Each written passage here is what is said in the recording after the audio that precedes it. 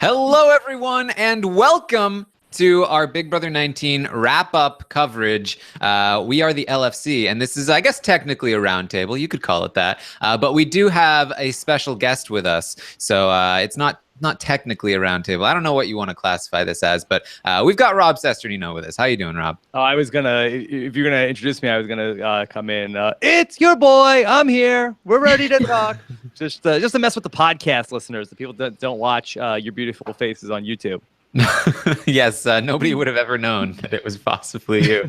Also with us is Melissa Denny. How you doing, Melissa? I'm good. I'm so excited to finally actually get to talk about Big Brother, like the finale and everything. I can't believe I had to miss it. I was so bummed, but I was following along with everything as best I could in Japan. I live streamed it, and I probably used up all the Wi-Fi in my Airbnb, but oh well. I'm sure you were really depressed in Japan not being able to watch the amazing Big Brother 19 finale. Okay, I actually was. I was literally, I was biking through Kyoto with my phone out. It was so dangerous. I had my phone out checking, refreshing Twitter, as I'm biking. And I'm just like, it's cool. So yeah, I was dedicated. All right. And finally, we've got Brent Wolgamott with us. How you doing, Brent? I think you meant Brent Wolgamott, man of the people, friend to Jessica and Cody. Yeah, that Brent Wolgamott. Yes. Oh, man. How you doing? See, this is what happens, guys. If you give him too much praise, his head just explodes. All of a sudden, he's the man of the people. Jessica followed him, so now he's just it's all over the place. Taran, I don't know you anymore. So who are you?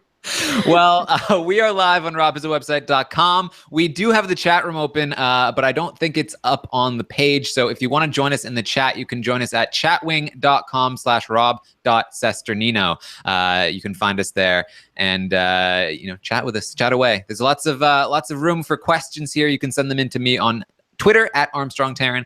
We're here to we're going to recap all of Big Brother 19. We're going to talk about all of the interviews, all of the rumors and everything that's been happening post-season. We're going to inform you of everything and let you know what's been going on. So first, we have Rob with us. He does have, he's got some other stuff to record. So he's with us for the beginning here. We really want to run through his experience at the Big Brother 19 finale. So Rob, can you tell us what that was like?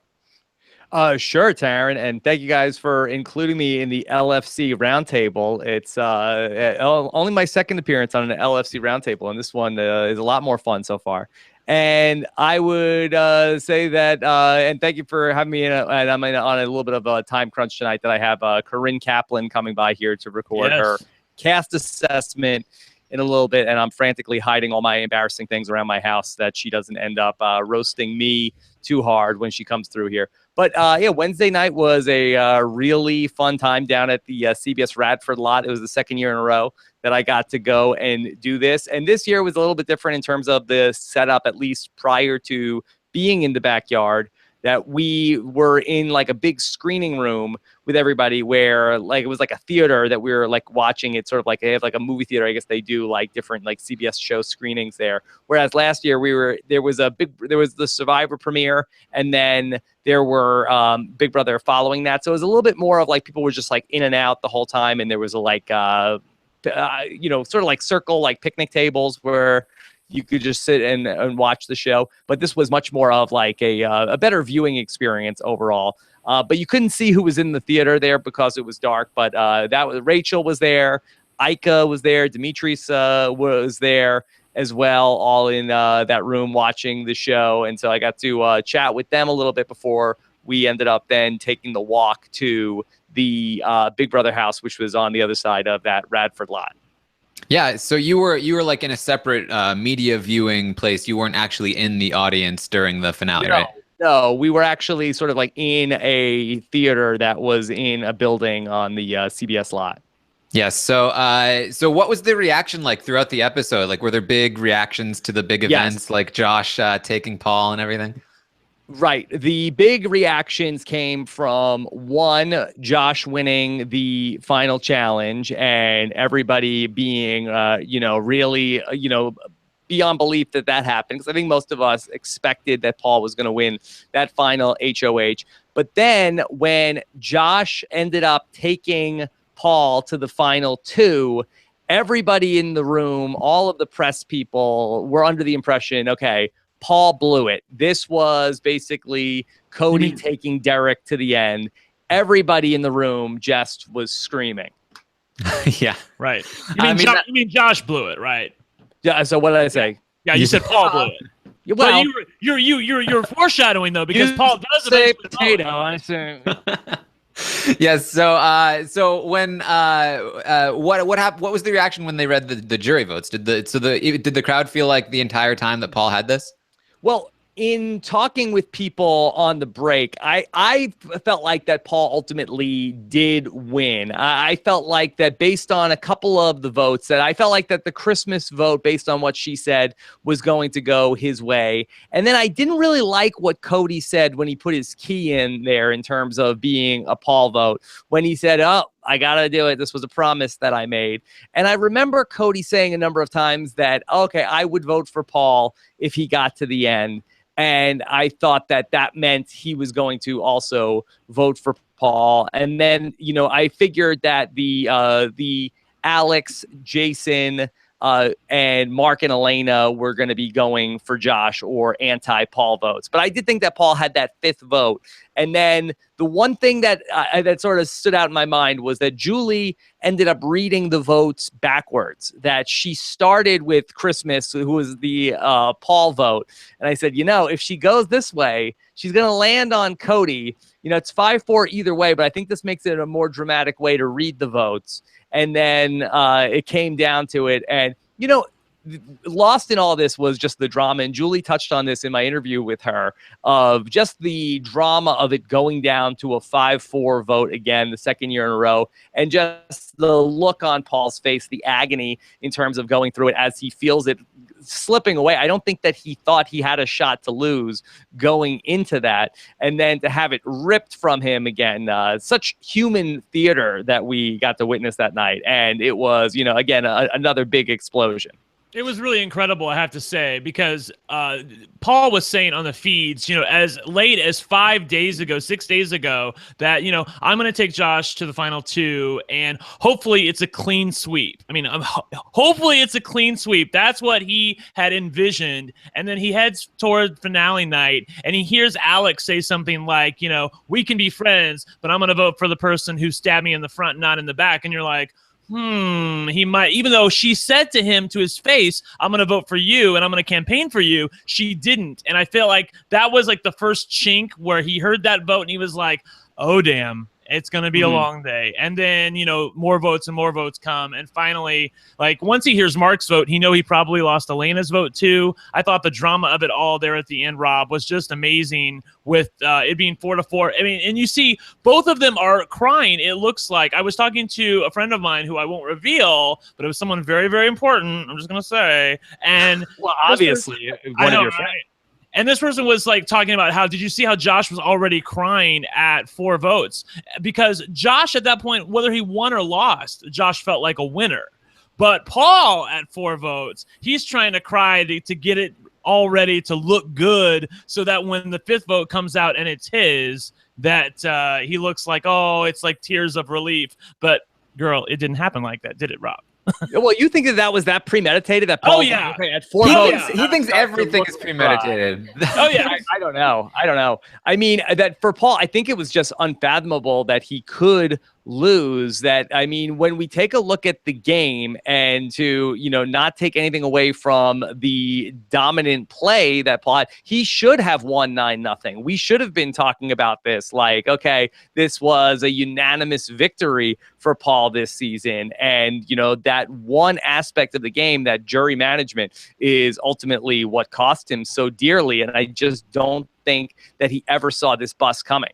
Yeah, and he's saying like, no, not again. Like, that's pure agony on his face. Like, he did not have the time to be like, oh my God, I lost these votes that I thought I had. I thought I was going to sweep this. Oh my God, it's going to be what, 4-5? Like, okay, I need to plan out a pre-cry so that I can do a cry of relief. No. Come on, let's stop this. It was genuinely crying.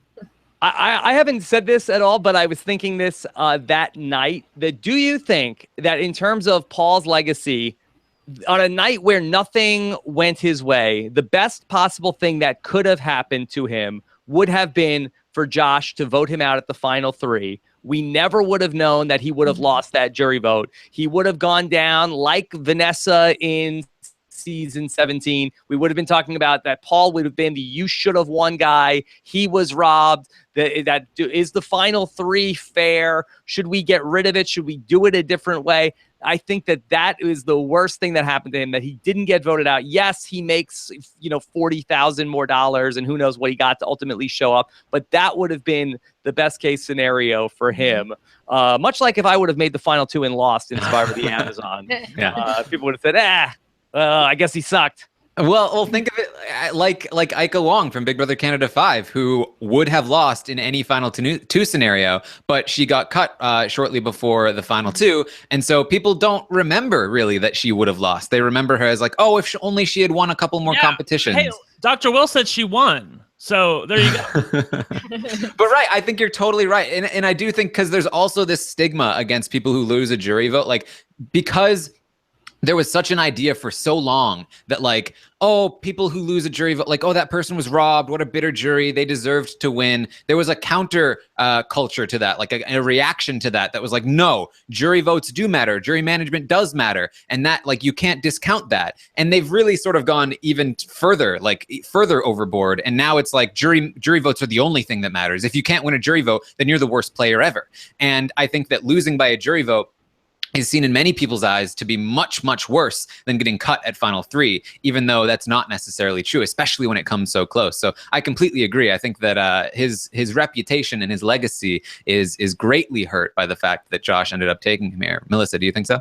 Oh, absolutely. I mean, like, especially considering the fact that he could have bragged to like eternity about saying that I would have won. I absolutely would have won. If only I had gone to the final 2, you think I would have lost? And he would have just been using that. And I think that it sucks for him that he had to lose in the final 2 again, because now people can use that against him. And also, you're right. I think that jury management is now a huge part of the game, and people don't respect a player's game at this point in Big Brother history if they can't win a jury vote, because people used to be like, oh, bitter jury. I mean, people are still saying it, but it used to be more blaming the jury for picking the wrong person. Now we say, well, because the jury picked them, they clearly were the right person to win.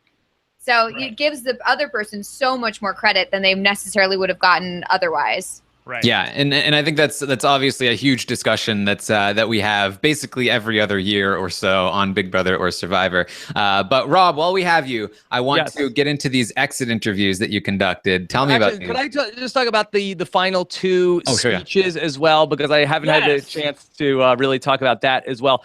I really felt like that Paul did a bad job in terms of what the jury wanted to hear. I felt like that he was making a speech that I felt like was appealing to the viewer about, I won this, I did this, I did this, I did this. Here's my extensive resume. He was talking so fast, it was really difficult to follow anything that he was talking about. He didn't leave a second of space between anything.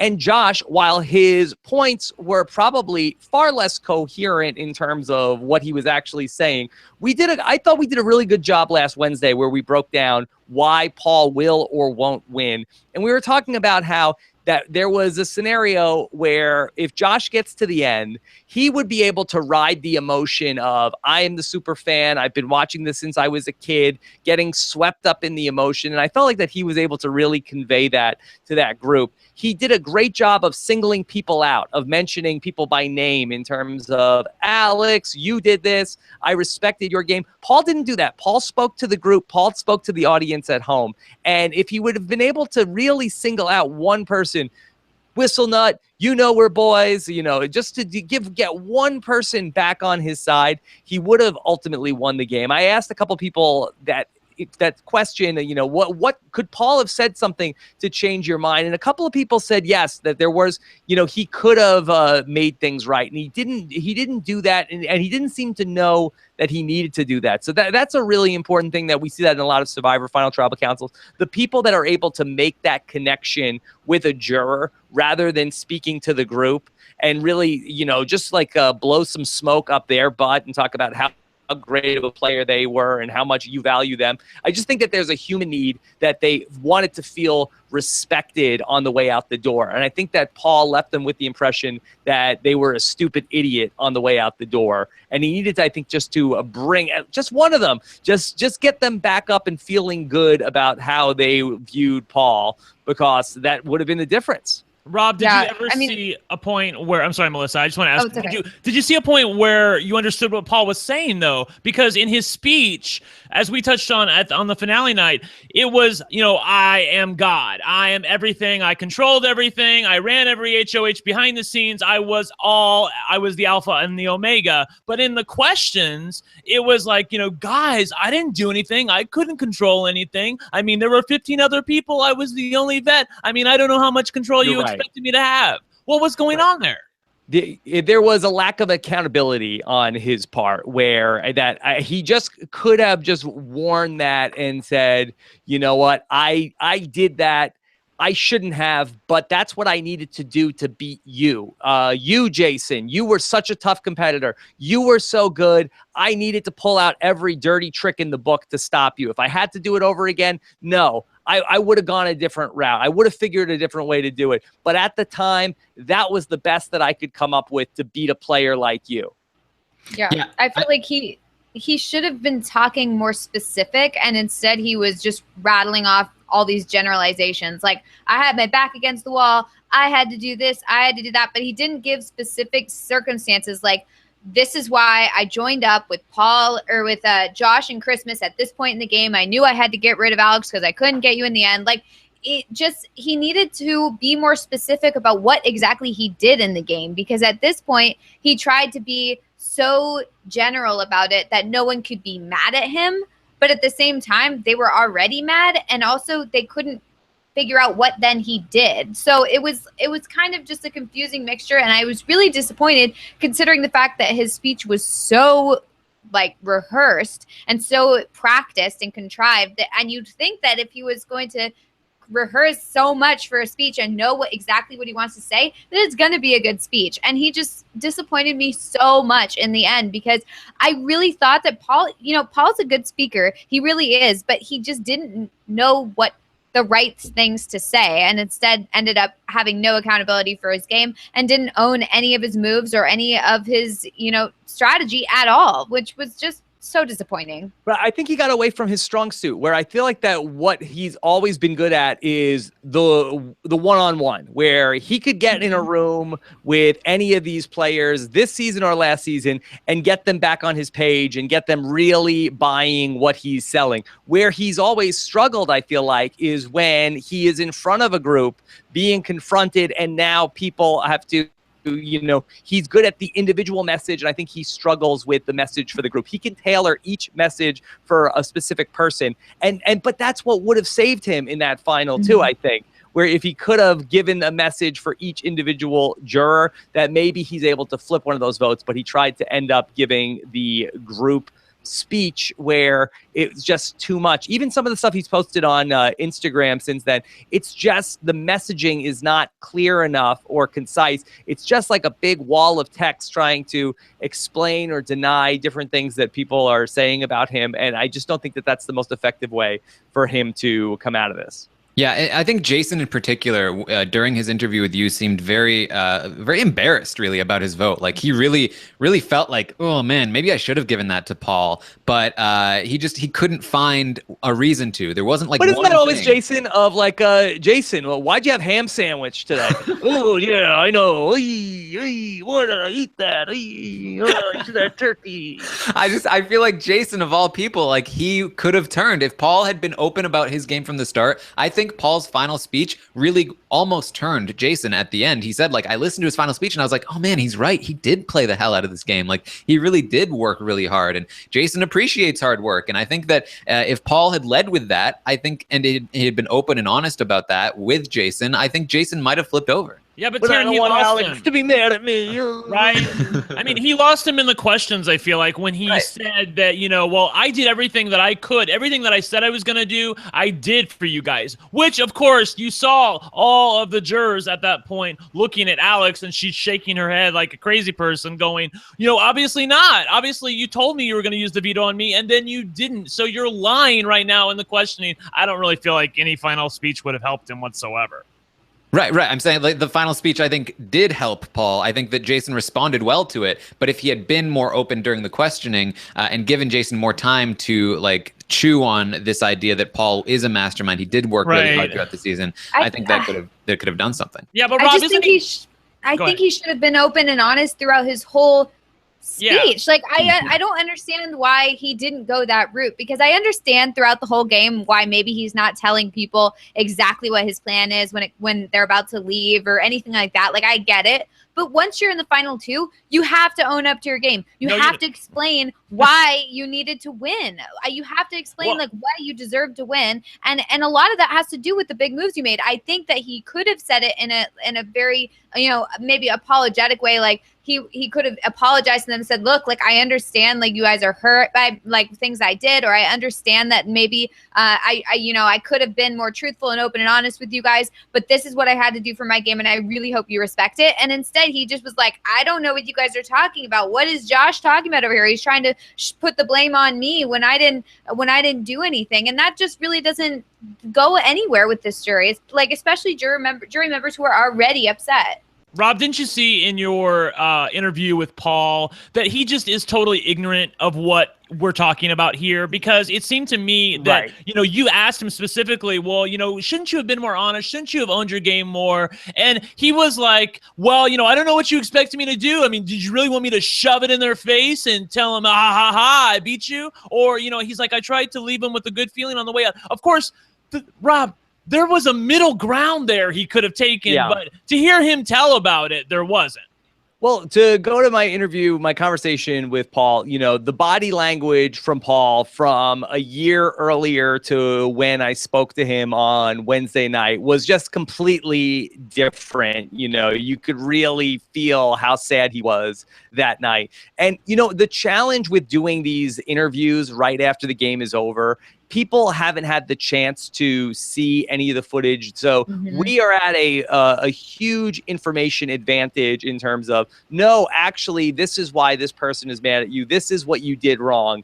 And so that I just don't think that he was in the headspace to be able to process that. And you know what? I suspect he may still not be in the headspace to process what happened to him on that night. And so, you can try to point that out to somebody in that moment, but if he is not willing to accept that at that point in time, it's very hard to get into that R2 did not, did not, did so, did so, did not. That you really, it was a challenge to interview Paul. I won't lie about that.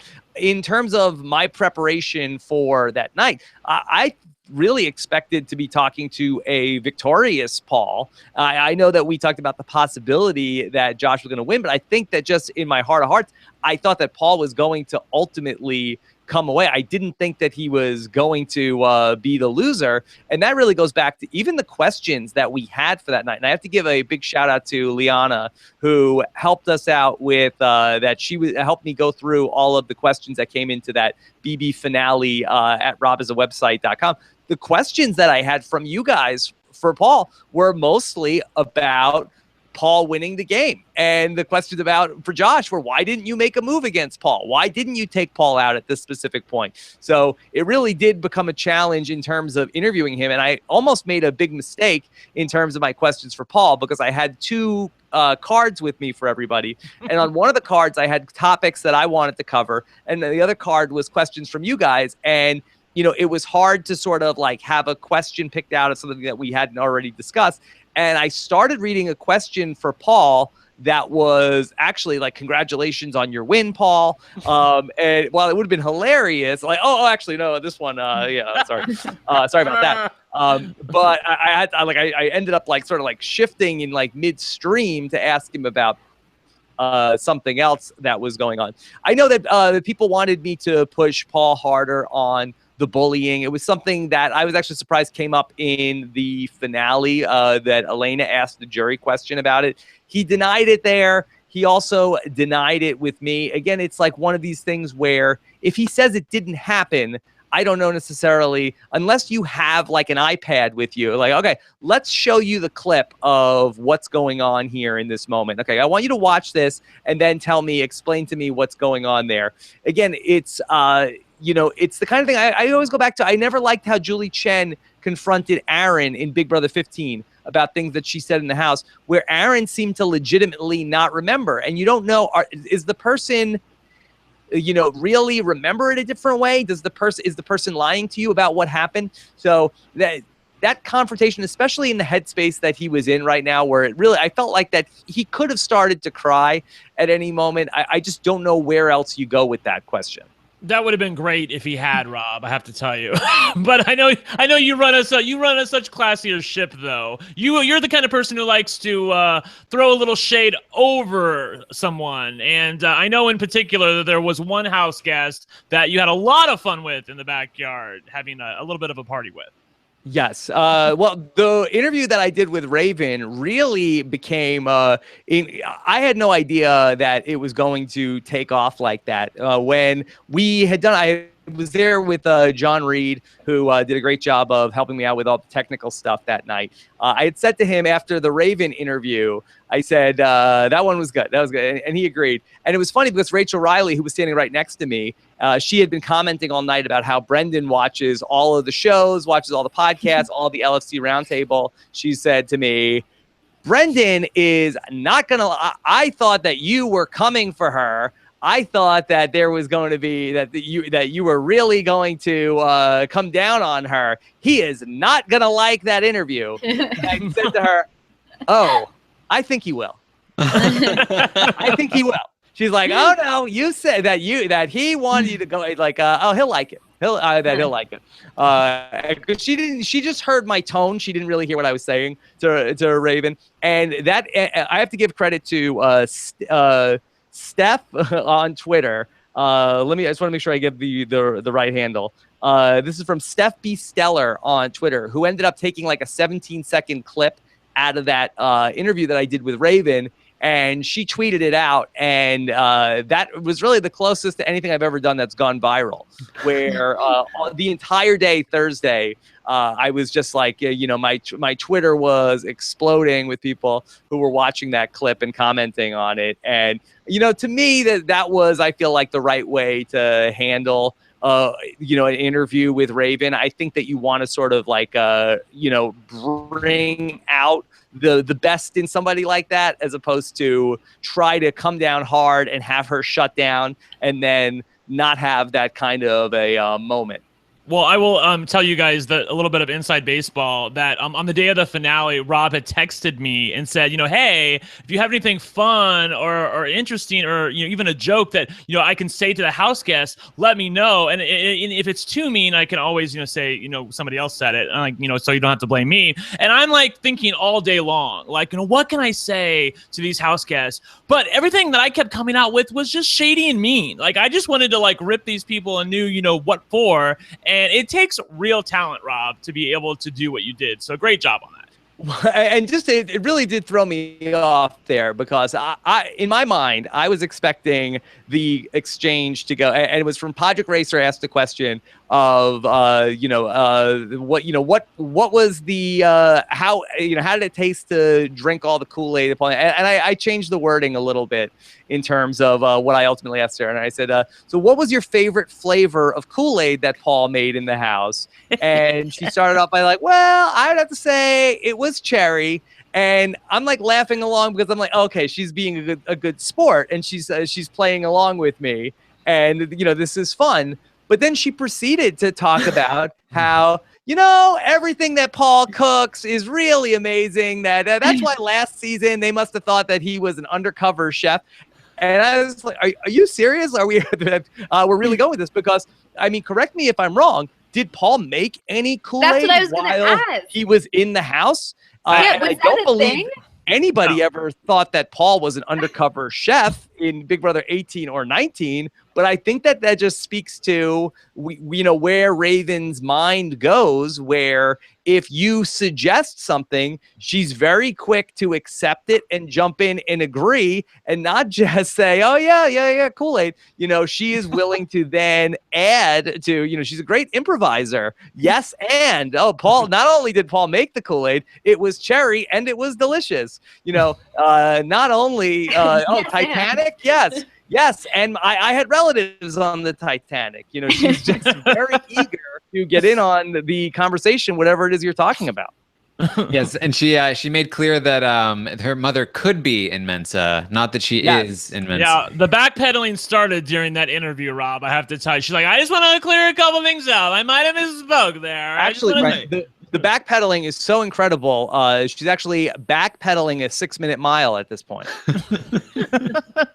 Really? Well, someone who wasn't backpedaling was Josh. I know that you had to enjoy interviewing him because he's a fan. He knows who you are, and he comes up to you, and he's just I do not believe he knew who I was. Oh, you don't think so? I think he does. I don't think so. He knows who Ika is, but I don't think that he was a Survivor watcher at all, or seemed to know. I mean, of the people from this cast going in, I think the only person who knew anything from RHAP was Cameron. I think, obviously Ramses and people that were pre-jury, found out about it after the fact. But no, I did not get the sense that Josh had any idea that I was a Survivor or a podcaster.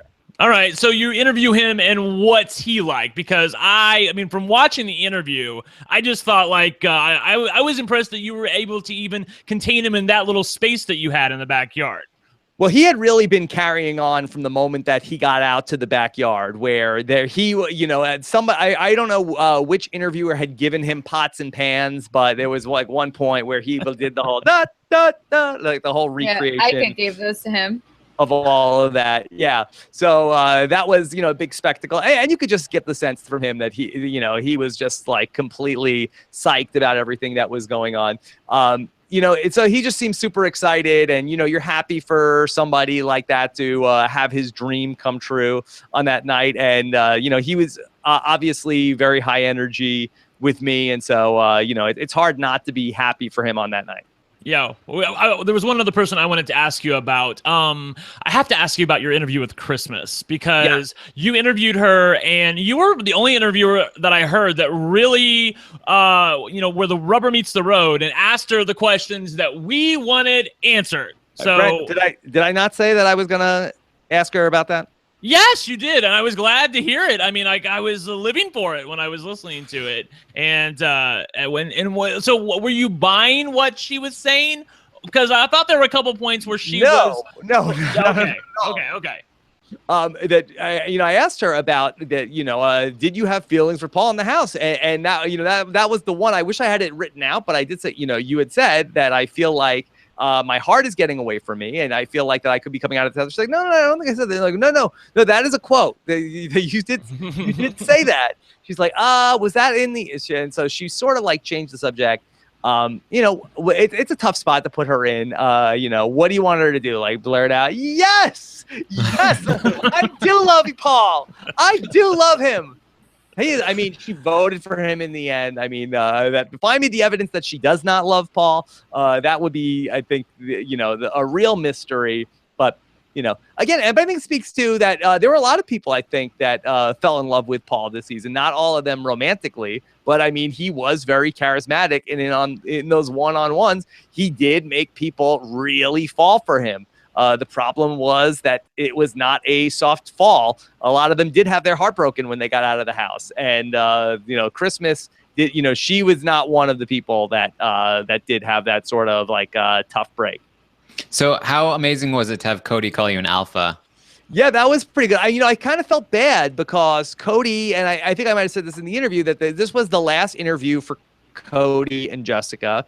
Obviously, I got the sense that he does not care for the interview process, they were talking about how, we've known each other for 3 months. We've never not been on camera. We've never not been in front of people. They were like, she was like hanging on him, and they seemed very desperate to get to a place where there was no cameras. And it seemed like that they were even having a hard time waiting to get to a place where there was no camera around. So I felt bad, like, keeping the interview going on as they were continuing to melt into one another. Rob, has Nicole ever super glued herself to you? That was not a visual that I found to be like, I feel like that you did all these like urban legends about like there was once a guy who was cheating on his girlfriend and she found out. Like, I don't want any super glue in my sexual allegory. Get out of here with that. Did they coordinate it so that the showmances were in interviews together, or did they choose to do that? I don't think so. I mean, I appreciated it because, there were 16 different people to get through on the interviews. So I thought that was fun to sort of have the dynamic of Jessica and Cody doubled up, and then also Mark and Elena doubled up. I did think it was interesting that of the 3 showmances, that the one showmance that did not choose, did not option to do their interviews together was Matt and Raven. Now, did they not think of that together? Did Raven say, I want my own interview time and I don't want Matt horning in on my interview time? This is all for me. I don't have any answers to that, but I think that it might be an interesting predictor of the longevity of these relationships, the people who chose to do press together and who did not. So Matt and Cameron are going to be a thing, right? Because Cameron was definitely involved in Matt's interview. Yeah, he was hanging out. That the order that you guys heard those interviews was not the order that I did them. It really was sort of like from front to back. I think that the first person I might have interviewed was Cameron, and then I did a lot of I talked to Julie and a lot of the pre-jury people, and then towards the end, I think that the last 4 might have been Kevin, Paul, Christmas, and then Josh. So, it's hard to not reference things that some people already had said, but the order that they ultimately got posted was pretty close to the almost opposite order that I did them. Rob, you told a couple people like Paul, Christmas, I think a few other people that you asked them how they felt about Cody winning America's favorite house guest, and they didn't get reactions were not great. Yeah. I mean, it should be no surprise. They certainly had one opinion of Cody, which I do think endeared him to a lot of the other people. I mean, in a world where Paul is not in the house, Cody is not America's favorite player. Make no mistake about that. So I think that being the person who was probably the most, and he was a fun character on the show, and I did make a point to tell Robin Cass this at the finale that I think that you really hit it out of the ballpark with Cody, because he is the one person in the history of reality TV. He is the one person here who is not on for the camera. He almost does not even want to be here. So I think that was an interesting choice, as opposed to everybody who is going to ham it up no matter what. So I wanted to give her some kudos for that. But in terms of those people are set that Cody is who they say he is, and are very upset with how the season must have been portrayed in this wonky way where people are talking about bullying, and then also Cody ends up being America's favorite player. So I wouldn't be surprised if Paul, I don't want to put words in his mouth, but I would feel like that he might feel like, I gave production everything they asked for. They put me in here. I was their show pony. I did single thing. I said everything they wanted me to say in the diary room. I gave them the show they wanted, and I didn't end up getting rewarded with the win. Everybody hates me. Cody is America's favorite player.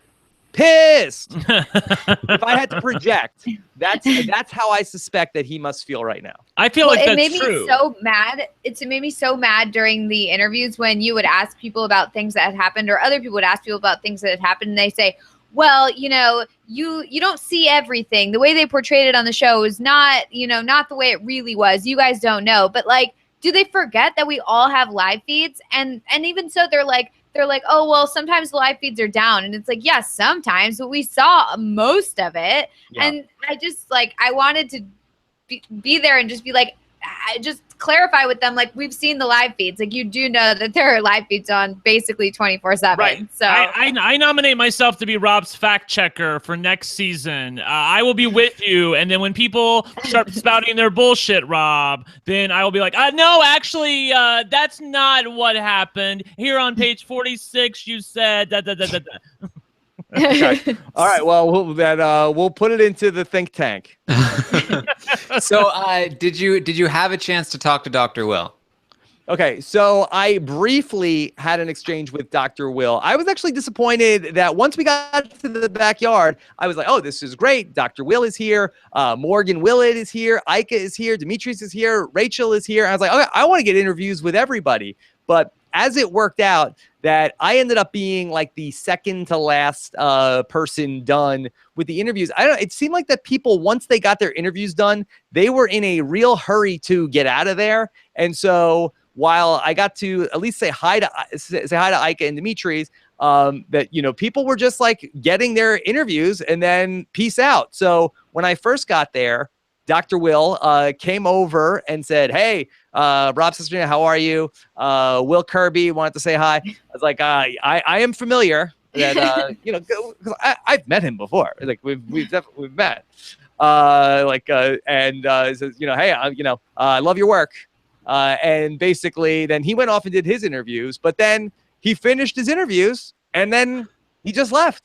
So, I don't know, maybe I'll just go with that. He did not want to disturb the artist at work. But I know I was disappointed that, you know, Ike and Dimitri left. So I don't know if there was like some party or something going on where everybody was just very eager. It was very eager to get out of there. You know, I would have loved to have talked to Morgan more. You know, for me, it's fun just to go and see everybody. And I would have loved to have at least like I would have interviewed any of those people that were there, but they all finished before me and they just left. Yeah, like but Rob, you have to look at it from their point of view. I don't mean to interrupt you, Taran, but like, I mean, like, you know, these people, like, they see you and they see you working, and if they're done with their interviews, you know, they don't want to be like the one loser hanging around. Like, yeah, they could say, yeah, hey, Rob, see you around. It's the real life equivalent of deleting his tweets. Like, you know, he's just he's out of there before anything else can happen. Yeah. So go ahead. I was just going to ask, did you get any gossip about Big Brother Celebrity?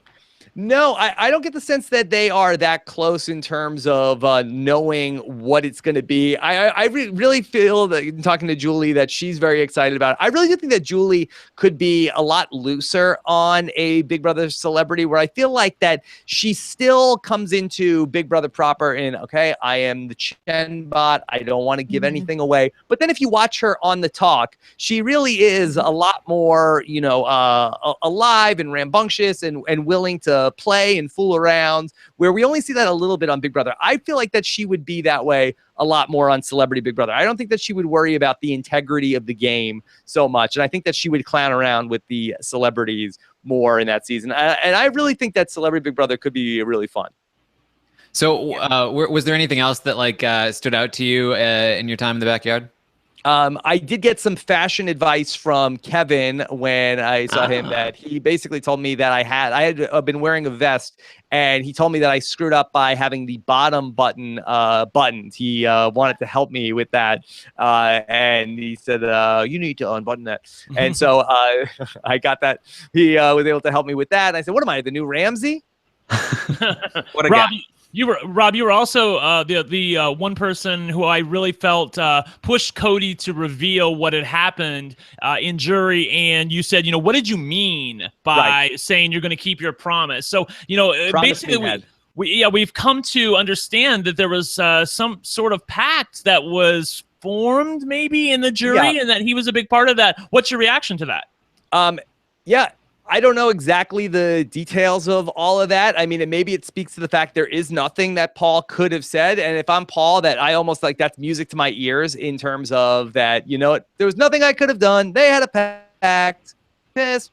So I wonder, though, you know, I think that Cody's another person that I wonder if Paul really made a speech and talked about how Cody, you were the one person that you tried to get me out. I respect that so much. It took me 2 times of being HOH to get you out of this game. You were such an incredible player this season. I feel like that. I wonder if he actually, sort of owned his game to Cody in particular. I wonder if Cody, how much he would have stuck to that blood pact from the jury house. How much is that ultimately worth? So I don't know, but I do think it was interesting, and I would love to eventually find out more information about who was the auteur of the jury house blood pact. Yeah, I think if he could have had a little bit of humility, that would have helped him, because Cody said, it was either to you or another interviewer, maybe it was Morgan, that Paul was up there still stroking his own ego, and Josh at least was a little bit human and had Humble. some heart. Yeah. Yeah, I mean, and another part of that is that I think it might have been with you that Alex was saying that she was fully on board with Paul until she heard in the jury house that he had been making fun of her all the time behind her back, which I'm reasonably certain we know to be not true, meaning that these people, they had made this pact and then they were actively lying to try and, or maybe not actively lying, but maybe saying things that they didn't know for a fact were true in order to try and persuade people like Alex to change their votes. This is like, I don't think we've seen something like this since Big Brother Canada won. Yeah, I think it's possible that they said like, oh, Paul was so arrogant, he was making fun of all of us behind our backs, and Alex was like, me too, and like took that to be like he was making fun of us collectively, meaning me. I don't necessarily if think that they would be like, Alex, this is what he said about you, and just like making up lies about it. I don't see that. And I also think that Cody's speech when he voted, I kind of think that, or maybe this is just me like making stuff up, but I kind of feel like that was his way of saying, we're sticking to this. Like, all right, I've like stick to the plan. Yeah, like stick to the plan. I think it was like they were potentially going to change their mind depending on the speeches. And then when he heard the speeches and was like, no way, he was like, I'm not voting for Paul. Then he goes up there and says like, I keep my word, or whatever he said. And I think that was his way of letting Mark and Elena know, and whoever else was involved, that we're sticking to what we said. Nothing's changed my mind after hearing these speeches. So, that's what I took it to be. I feel like, Rob, that Cody's vote was always the most tenuous. Like, I could always see Jason and Alex and Elena and Mark voting for Josh because they actually kind of liked Josh in many ways. But Cody, he hated Paul, but he really hated Josh. And I thought there was no way that he could possibly vote for him. So I feel like that's why he said what he did to the jury, because he just wanted to let them know, like, I'm actually going to do it. I'm going to put the Big J's key in the key box here, don't you think? Yeah, Paul's speech was too much victim noises for Cody. Yeah, it really was. It really was. I mean, like, gosh. Yeah. Anyway. Can I also add a couple people that really did impress me that I kind of, maybe didn't have the highest expectations for, but I have to say Queen Jillian was lovely to chat with in person. I feel like that we did not get to see her on the show at all. I felt that way about Bridget last year. I was like, oh, you're wonderful. Why didn't we see this? And so she was really, really fun back there. Ramses was fun. We had him on the podcast, so I think we kind of got that. But Mark was really, really fun in the backyard interview. Matthew Johnson! Oh, hi. Yeah, he was really fun. He did not care. He didn't try to softball anything or talk in a political way. And that he's somebody that I definitely could see on a recap sometime next summer. There you go. I love the fact that Mark's stuck to his guns, and he said all this stuff before he even knew that the crowd's reaction to Matt and Raven was not good. So he said all this in the jury and in the roundtable and all that before he even knew that the fans were on his side. So I love the fact that he was just going to say what he was going to say, no matter what the fans thought of it and no matter what anyone else thought. He was just going to, go after these people who luckily the fans also weren't so keen on. So, yeah. I mean, it worked out well for him, but I just love that he was just going for it no matter what. I know you have to go, Rob, but I wanted to ask you really quickly. You heard so many people, and you're even in interviews with you, Jason and Mark and Elena, who said to you, Paul played the better game. Paul played the better game. Paul played a genius game. And yet somehow they didn't vote for him. I mean, how bad must he have been for them to be willing to say that to you? Because usually when people vote the other way, they won't say that to the interviewer. They won't say, hey, he played a really good game, but I didn't vote for him because I'm bitter. You know what I mean? I mean, I think it's really hard to argue the case objectively that Josh played the better game than Paul. I mean, I don't think that this is that hot of a take. I think that the way you have to look at it is that, yes, Paul played the better game, but it's worth it for me to cast my vote for the other person. This is a vote against Paul and how he played the game and how he treated me and how he made me feel. And I can do whatever I want with this vote. And he has upset me to the point that I am willing to cast my vote in a bitter way. And what I always say about the bitter juries, especially in a season like this, people knew him from TV. They all had positive, with the exception of Cody, they all had a positive perception of him. They spent the summer in the house with him. And at the end of the summer, they decided to give the money to somebody else instead of him. So ultimately, somewhere along those 90 some odd days in the house, something happened that made those people say, I got a good hate into this guy. I don't care for what he did. And for that, I am going to cast my vote in a different direction. So I do think that Paul has to own that. Yes, they cast their vote in a bitter way, but ultimately their time with him and how they felt about him was what made them be bitter. Yeah, I like that. It seemed like there was a moment after the jury roundtable where they all really were like, Will, why did you make us look so like they were mad at Will because he was making them look so bitter. And I think that's part of what like solidified their idea. I mean, you know what? Fine. We are bitter. We'll own it. Because we obviously can't deny it. Like Will very clearly pointed out to us that we're bitter. So we're just going to own it. We're going to say, yes, we are bitter. Paul did play the better game. Like, what are you going to do about it? Mm-hmm. I truly believe that if Paul had given the answers they were looking for, they might have changed their minds. Like, I don't think they went into it being like, there is no way in any situation that I will vote for Paul. I think that if Paul owned his game and, gave them the answers they were looking for, that they could have potentially voted for him. But I think that when Paul went in there still trying to like appease everybody, he didn't please anybody. So I think that ended up being his demise, because I truly think that he could have at least changed one person's vote if he had truly owned his game and was also kind of I hate saying apologetic because it's not apologetic. It's that he needs to be like, look, like, I know I hurt you guys and I did not mean to hurt you, but I just had to do it for the game. It wasn't personal. It was game, and just explained his reasoning behind all of his moves and explained the fact that he was controlling most of the game. And that was just something he had to do, but not to take it personally. I don't know. I truly think he could have changed some minds. Yeah, I think the word is they wanted to be acknowledged. They wanted to just to be heard, not Cameron heard, but they wanted to be heard in terms of, yes, I recognize that what I did was hurtful to you, and I wish I could have done it another way. And if he did that with 5 people, is there a chance that he could have changed one of those no's to a yes? I think he could have. Mm-hmm. Yeah. So, Rob, are you how are you doing on time? No, I have a call that I have to jump on. So I would love to keep going with you guys, but I will have to catch the rest in the podcast feed. All right, sounds good. Thank you so much for joining us, Rob. Thanks, Rob. Survivor Know-It-Alls is back on Wednesday, and Corinne's a brutal cast assessment dropping tomorrow as well. So thanks so much for having me. Okay, take care, everybody. Thanks, Rob. See you later. All right. Yes. Now that we got him out of here. Now we can discuss the real juicy goss. We did have an now that he's interview. gone, hold on to it. Oh God. I'm ready.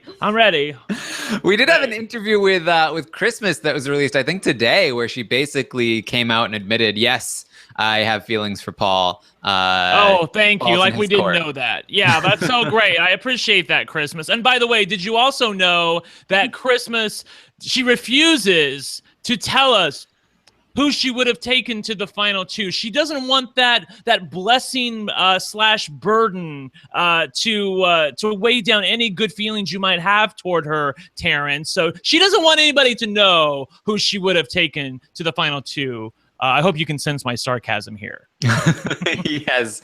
Yeah. I mean, I think we all know what would have happened. I guess people were also talking about, like, apparently she was all over Josh at the party afterwards. She was drunk. Can we just clear that up real quick? Because, like, y'all don't know what you're talking about. She was drunk, okay? She was smashed. She didn't know where she was. She literally had to have, that person was not a bodyguard. If you've seen the tape, that is not a bodyguard that is helping her. That's a friend of hers that's helping her. And when they were walking into the club, it looked like they were Brad and Angelina, like, trying to get into the club. Like, oh, we can't take any autographs, can't take any pictures, everybody. But no, that's not what was happening. The fact of the matter is that Josh, she was all over Josh because she was drunk, and Josh was trying to help her get into the club. I don't think she needs to be going to the bar if she's drunk, but whatever. They went to the rap party, so they wanted to go. That was at Clifton's, by the way. And then once he got her, like, into the club, he upped, or at least up to the door. Josh was a good sport about it and came over and took some pictures with some fans and whatnot. So he did try to make it right. But as far as I know, there was only one other video that I saw of Christmas and Josh sort of together, and that was when they were walking back to their hotel room on Instagram. Finally, she confronted him about the fact that he didn't take her to the final two, which she said that was part of her jury vote. That's why she voted for Paul, was because he didn't take her to the final two. Of course, we all know that she told Josh to take Paul to the final two, and she also wouldn't promise Josh to take him to the final two. So he finally, I don't know if you guys saw this Instagram clip, he finally called her out to her face and said, because she's like, what about your promise to take me to the final two? And he's like, what about you telling me that you wouldn't take me to the final two? Like, I mean, you could tell he was actually hurt. And she was like, well, you know why I did that. And I'm like, Melissa, this shows how bad of a game player you are, that you say stupid things like that. Like, well, you know why I made that stupid move, right? Well, I mean, she also, like, I think when she started getting, like, the whiff of it, that maybe her telling Josh to take Paul to the final two was, like, not a good idea. Like, when people were asking her about it, like, well, why did you tell him to do that? She was like, oh, it was a test. I was just trying to see if Josh's loyalty lied with me or something. And it was like, okay, no, it was clearly not a test. You don't test people like that. Like, that is not the way you test someone. Like, maybe you say, oh, I think you should take Paul. And then when he tells you, I was going to take you, then you say, good, that's what I wanted. But she didn't say that. She just said, I think it's better for your game to take Paul. And so if I'm Josh, I'm going to be like, okay, I'm going to listen to you then. Like, I'll take it as you're not going to take me and I won't take you. I won't give you any promises. And she's just trying to cover it up. And it was just like, come on, Christmas. I think Christmas, this wasn't a test. I think she doesn't know that when you're talking to the cameras by yourself that they're going to show that on the feeds. Because when she was talking to Rob and he was like, you said these things, she was like, they showed that? So I think she legitimately feels like we didn't hear her talking about how she was going to tell them both that it was okay for them to not take her and that was fine with her. And that she gets to just like use this as the excuse as to why she voted for Paul, which was like, I think that's her real motivation here, which is like, I want to vote for Paul because I have feelings for Paul, but I want a reason, right? I want a reason for why I didn't vote for Josh. And that's an easy reason. You didn't take me, dude. Well, I guess, so that's why I'm going to vote for Paul. But I mean, we know the truth. I seriously don't understand how these house guests don't understand how live feeds work. Like, you'd think that they would understand it after all this time, but they just, like, have no idea. And they keep trying to say, like, oh, well, it's the edit. It's the edit. It's not the edit. We see everything. And if I'm going by just the show, then I'll have a totally different opinion than if I'm going by the live feeds. But I'm going by the live feeds that we are watching 24/7 that are not edited. It's just, that was frustrating me. And I really wanted one of the interviewers to be like, we watched this on the live feeds. Like, this wasn't a show edit, and like kind of go against them when they would say that. But nobody did, unfortunately. Right. Taran, I have a question that I've been wanting to ask you. I just think it's so apt this season because of our mutual love for BB14. So when they were doing the interviews for BB14, Brittany Haynes famously said that, the jury was so mad at Dan that if it was Dan and a bottle of ketchup, they would have voted for the bottle of ketchup. So is this an instance where if it was Paul and a bottle of ketchup, do you think that Paul would have lost to the bottle of ketchup? I think he would have lost to a bottle of ketchup, but he would have won against Raven. So, All right. Whatever's yes. worse than a bottle of ketchup, I think. I don't that's where know. Raven sits. So are we? See, after watching how bitter they are, I'm not even sure that Raven couldn't have won 5 votes here. Honestly, I do feel like it honestly may have been more like if you had been sitting next to Matt, because if they had been in the jury house with Raven for a couple of weeks, listening to her talk about how she was a mastermind and how Matt was a mastermind, and then went to the end with Matt and Paul, I feel like they would have been like, get out of here. We have to vote Paul. If there's one person who's worse at jury management than Paul, it's Raven. So stick her in the jury and whoever she's rooting for. But that said, she probably would have rooted for freaking Paul. She probably would have turned it against Paul onto Matt. God, these people. Oh my God. I'm not even sure where to start tonight, honestly. I just, there's just so much BS, so many people. I have come to the conclusion, and I love Josh, you all, I do. And I've watched him win about 75 times now. I've rewound the tape, but girlfriend, you don't know what you're talking about. Given these reasons of why you did what you did. Talk about falling face first into a win. For the most part, there was some good things that he did to move himself forward in the game, but I feel like, I don't know how you guys feel about it, but I feel it's very much like BB Can 4 when the brothers won, where they listening to Kelsey's answers and they're like, no. And they're like, well, you guys had some heart, so I guess we're voting for you. I kind of feel like that's what happened. Don't you feel like, Melissa? Funny, I was going to say maybe Big Brother Canada 3 with Sarah. Oh, you are so mean. Queen Sarah earned that win. She came for me. Oh my God. Even JP would have voted for her. God, sorry, Melissa. I just feel like I'm viewing Josh as two separate people, which is like the beginning of the game Josh and then like second half of the game Josh. And like if we're looking at second half of the game Josh, I'm very impressed. And I'm like, you know what? Maybe he did deserve this win. He really he made some good moves. He had some good like strategic opinions, and also like, I thought that he made the right moves when he did, and he also was talking about needing to get out Paul and all that sort of stuff. And I felt like I could see him as a winner. But then like first half of the game, Josh, when he like took that apple and was like, I needed this, and when he was fighting with people, and when he was just like yelling all the time, and he almost got out, and the only thing that saved him was Paul. And, when he was like, holding himself up in that room the whole time and not even fighting for his safety. And if Paul for 1 second had been like, actually, you know what, let's kick him out, we don't need Josh, he would have been gone. And he wouldn't have even tried to save himself because he would have just believed in Paul and trusted that Paul would save him. So I just felt like first half of the game Josh is just like so bad. Second half of the game Josh, though, I did like his game, and I thought he did a good job. And I think the problem is that I don't really mind bitter juries. I don't think that that's that big of a deal, because I do think that jury management is a big part of the game nowadays. And so it's kind of upon you to make sure that the jury leaves with a good taste in their mouth, and or that you explain in the end in your final speeches and answer that you that this is why you had to play the game and work on the jury, and make sure that they understand that these are the moves you had to make, and get the jury on your side. But I don't like the jury pact, like the voting pact. I don't like that. I don't like the idea of like going into the finale already knowing I'm voting against this person, no matter who they take. And because I do think that potentially they would have voted for Christmas if it was Paul and Christmas in the end, just because of their pact. And so I don't like that. I don't like that at all, because I don't feel like that's taking it's not giving any credit to the speeches or the answers in the end. And I feel like that is a big part of it. So I don't like the jury pacts. I didn't like that they had created a pact or any of that. And so, to be clear, that's me putting words in their mouth. I have not heard any of them say the word pact, but they basically they implied it. Yeah, it's been implied. It's definitely been implied. And also another thing is everyone online is just tearing Josh apart for saying that Josh trusted Paul the whole time and that he thought Paul was on his side in all of his interviews after the fact.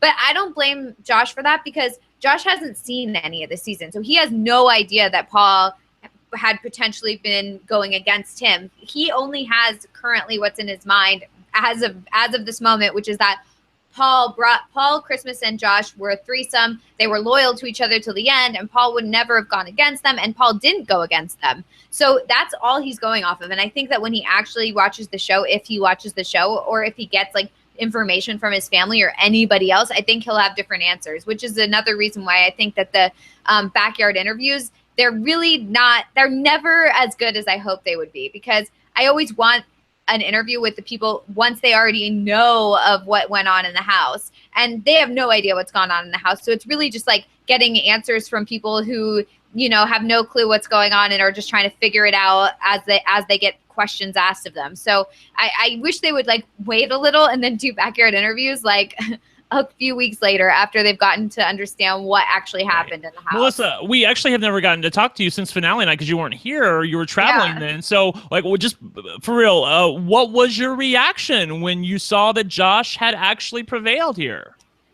I wasn't shocked because I was also, I don't know. I was understanding what the questions were and Paul's speeches and his answers, and I was just like, ooh, none of this is good. And I really did like what Josh had said. And I think that if I was in the position of a jury member and I had no idea what had actually gone on in the season, I might have been convinced by Josh's speech that Josh actually knew what was going on the whole time, and that this was all like a thing where we just underestimated him. And I thought that he explained himself pretty well. I honestly thought that when Josh got to the end, I thought that he was going to just totally flounder with the speeches, because when he previously had tried to give that like speech to Cody and Jess or something, when he was like in the veto chair, I don't remember exactly what the speech was, but he just like struggled and like couldn't get to the point, and it was like, this is so embarrassing. And then he actually did a good job on the speeches, so I thought he did a good job. I think that Paul played the better game, and I think that Paul probably should have won, but at the same time, it's like, how can you say that when Paul didn't win? So, and it was because of his jury management, it's because of his he didn't, own his game at all, and he should have done it. And I just feel like that was his ultimate downfall. Well, Taran, in the interviews, Whistles told Rob, I believe, that, the goodbye message that Paul had left for Jason, Jason felt like that Paul was trying to buy his jury vote by leaving him with all of those good feelings at the end, even though Paul was in on the plan. Yeah, and we actually, Alex has tweeted out now, and I don't know how much we can believe Alex, but she's saying that they all did get to watch the goodbye messages at the jury house, which contradicts what I believe Brendan told us. Right. So maybe back in Brendan's time, they didn't do this. Back in the olden days. But maybe they've changed it, or maybe they changed it for this season because they were so pertinent, which would be very interesting considering the fact that I think that could very well be the difference between Paul winning and losing. So if the jury watches Jason, again, watching those goodbye messages for Jason, the second I watched those, I was like, if the jury sees this, Paul cannot win this game, because it just looks so pathetic for Paul. And the fact that they got to watch them, according to Alex, I think really had a huge impact on the jury. Yeah, just to be clear. Especially because everybody then can corroberate the story and be like, he did. Yeah, he wasn't on this plan. Oh, he did know that you were going out. And, when Jason, if you just watch it during the interview on stage with Julie Chen, like, your mind's going a mile a minute. You've just been evicted. You might not fully understand and comprehend what these goodbye messages are saying, just like, Jason did when he got all confused by Paul and like Josh's conflicting stories. But if you then watch it in the jury house and the whole jury can sit there and be like, oh yeah, no, that did happen. Josh is telling the truth and Paul is lying to you, that would absolutely affect me as a juror. So if what Alex says is true and they actually have all watched all of their goodbye messages, that's crazy. That really changes things. Yeah, and I really do. I think that because if Jason comes back and he's just like, yeah, I think Paul might have lied to me in the goodbye message, they're like, oh, well, you're confused because like, Paul we don't know. Snowed. But when they show the goodbye messages back to back, it's Josh saying, I did this with Paul, and then Paul saying, I don't know what happened, man. They're counterfeits. They're like, wow, this is really pathetic. What are you doing, Paul? And I think that's why, Jason, who was very confused coming out of the house, going into the jury house, ended up being very confident in the fact that, like, why did you continue to lie when you didn't need to? And everybody else knew about this too, and everybody else is very confident about it. I think this, again, if this is true, which it seems like it is, I think it had a gigantic impact on this jury. Yeah. And when they did the montage in front of the jury, it didn't look like any of the jury members were like, oh, he said that to you? Oh, my God. Or like just hearing it for the first time. It seemed like they had heard it before because they were like, and they weren't shocked by it. So I think that I think it, it just backs up Alex's story that people watched all the goodbye messages, which is crazy. Yeah. So I mean, when we're looking at this game, and we were talking about this a little bit, like when we're thinking about Josh as a winner, I know we kind of talked about this at the finale, but Brent, I want to see if you have any sort of like refined thoughts on this. Where would you rank Josh as a winner of Big Brother? I mean, I would definitely have to rank him. I would stick with my original assessment, which was I would rank him in the lower part of the middle tier. I think that there is something to be said for a television game show to be entertaining and fun and not boring and constantly have a target on your back and somehow make your way to the end of the game. It's not a perfect gamebot strategy, but it's certainly a valid strategy in an age of social media when people want followers and Instagram subscribers and things like that, to play an outwardly emotional game that is very visible to the audience, and what you can judge it harshly or not, but you can certainly see that person is playing, even if the game that they're playing maybe isn't all that great. So I think that there is something to be said for Josh's kind of play. I mean, he certainly was loyal. I think to a fault, he was kind of too loyal to Paul. I think he could have easily won against Christmas. I think Rob polled the jury, and it would have been 6-3 for Josh beating Christmas. I think he loses the votes of Paul, Kevin, and Elena. Everyone else would have said they would have voted for Josh. I don't know if that was if that really would have come to fruition or not. But considering that he would have beat both finalists, I think that that rates highly for him. And I have to say, the fact that he had a lot of personal growth as the season went on. He was a fan of the show, but that being a fan of the show, as we've seen from other people who've been fans before, that doesn't prepare you for actually going in the house. And Josh was able to adapt enough where, believe it or not, by the second week he had faded back into the background. Now, I know that Paul definitely dragged him along at certain points, and Josh, left to his own devices, wouldn't have been able to do a lot. And Josh certainly can't win many comps, but I would probably have him around like out of 19 people, 18 people, I would have him probably around 13th or 14th. Melissa, what do you think? Yeah, I tend to agree with Brent. I think that he would be like the lower end of the middle tier. All right, yeah. So I mean, if there's 18 winners now, excluding Eddie, obviously, and and Morgan, I would have him, I think, at 15, which is the last of the winners who were not impacted by twists. I initially thought about like maybe he's even, because you can kind of consider Paul a twist in many ways, but no, I do think that he still stands above those three. I actually think he's somewhat comparable to Adam, to A Baller, in many ways. Like Adam was very successful because he was so hated in the house, and nobody really respected him for a long time. And I think that Josh succeeded under similar circumstances. But I do feel like A Baller had a bit more of a killer instinct to him. Yeah. I agree. Really quickly, do you think that that's a valid strategy? And this isn't some of the fun stuff that I want to talk about, but I honestly had this question earlier today. I was thinking about it. Do you think that that's a valid strategy where if you're just a complete asshole in the house, like if you're the kind of guy who's just a total butt and like everybody in the house knows it, and so they look at you like, well, you'll never win at the end, so we're not going to worry about you right now. It seems like that many times when those kind of guys get to the end, they can kind of again, I've said it, I don't want to repeat myself, but they're a butthole, but they're a butthole. They're an idiot, but they're their idiot. Is there anything to that, or am I looking at this totally results oriented?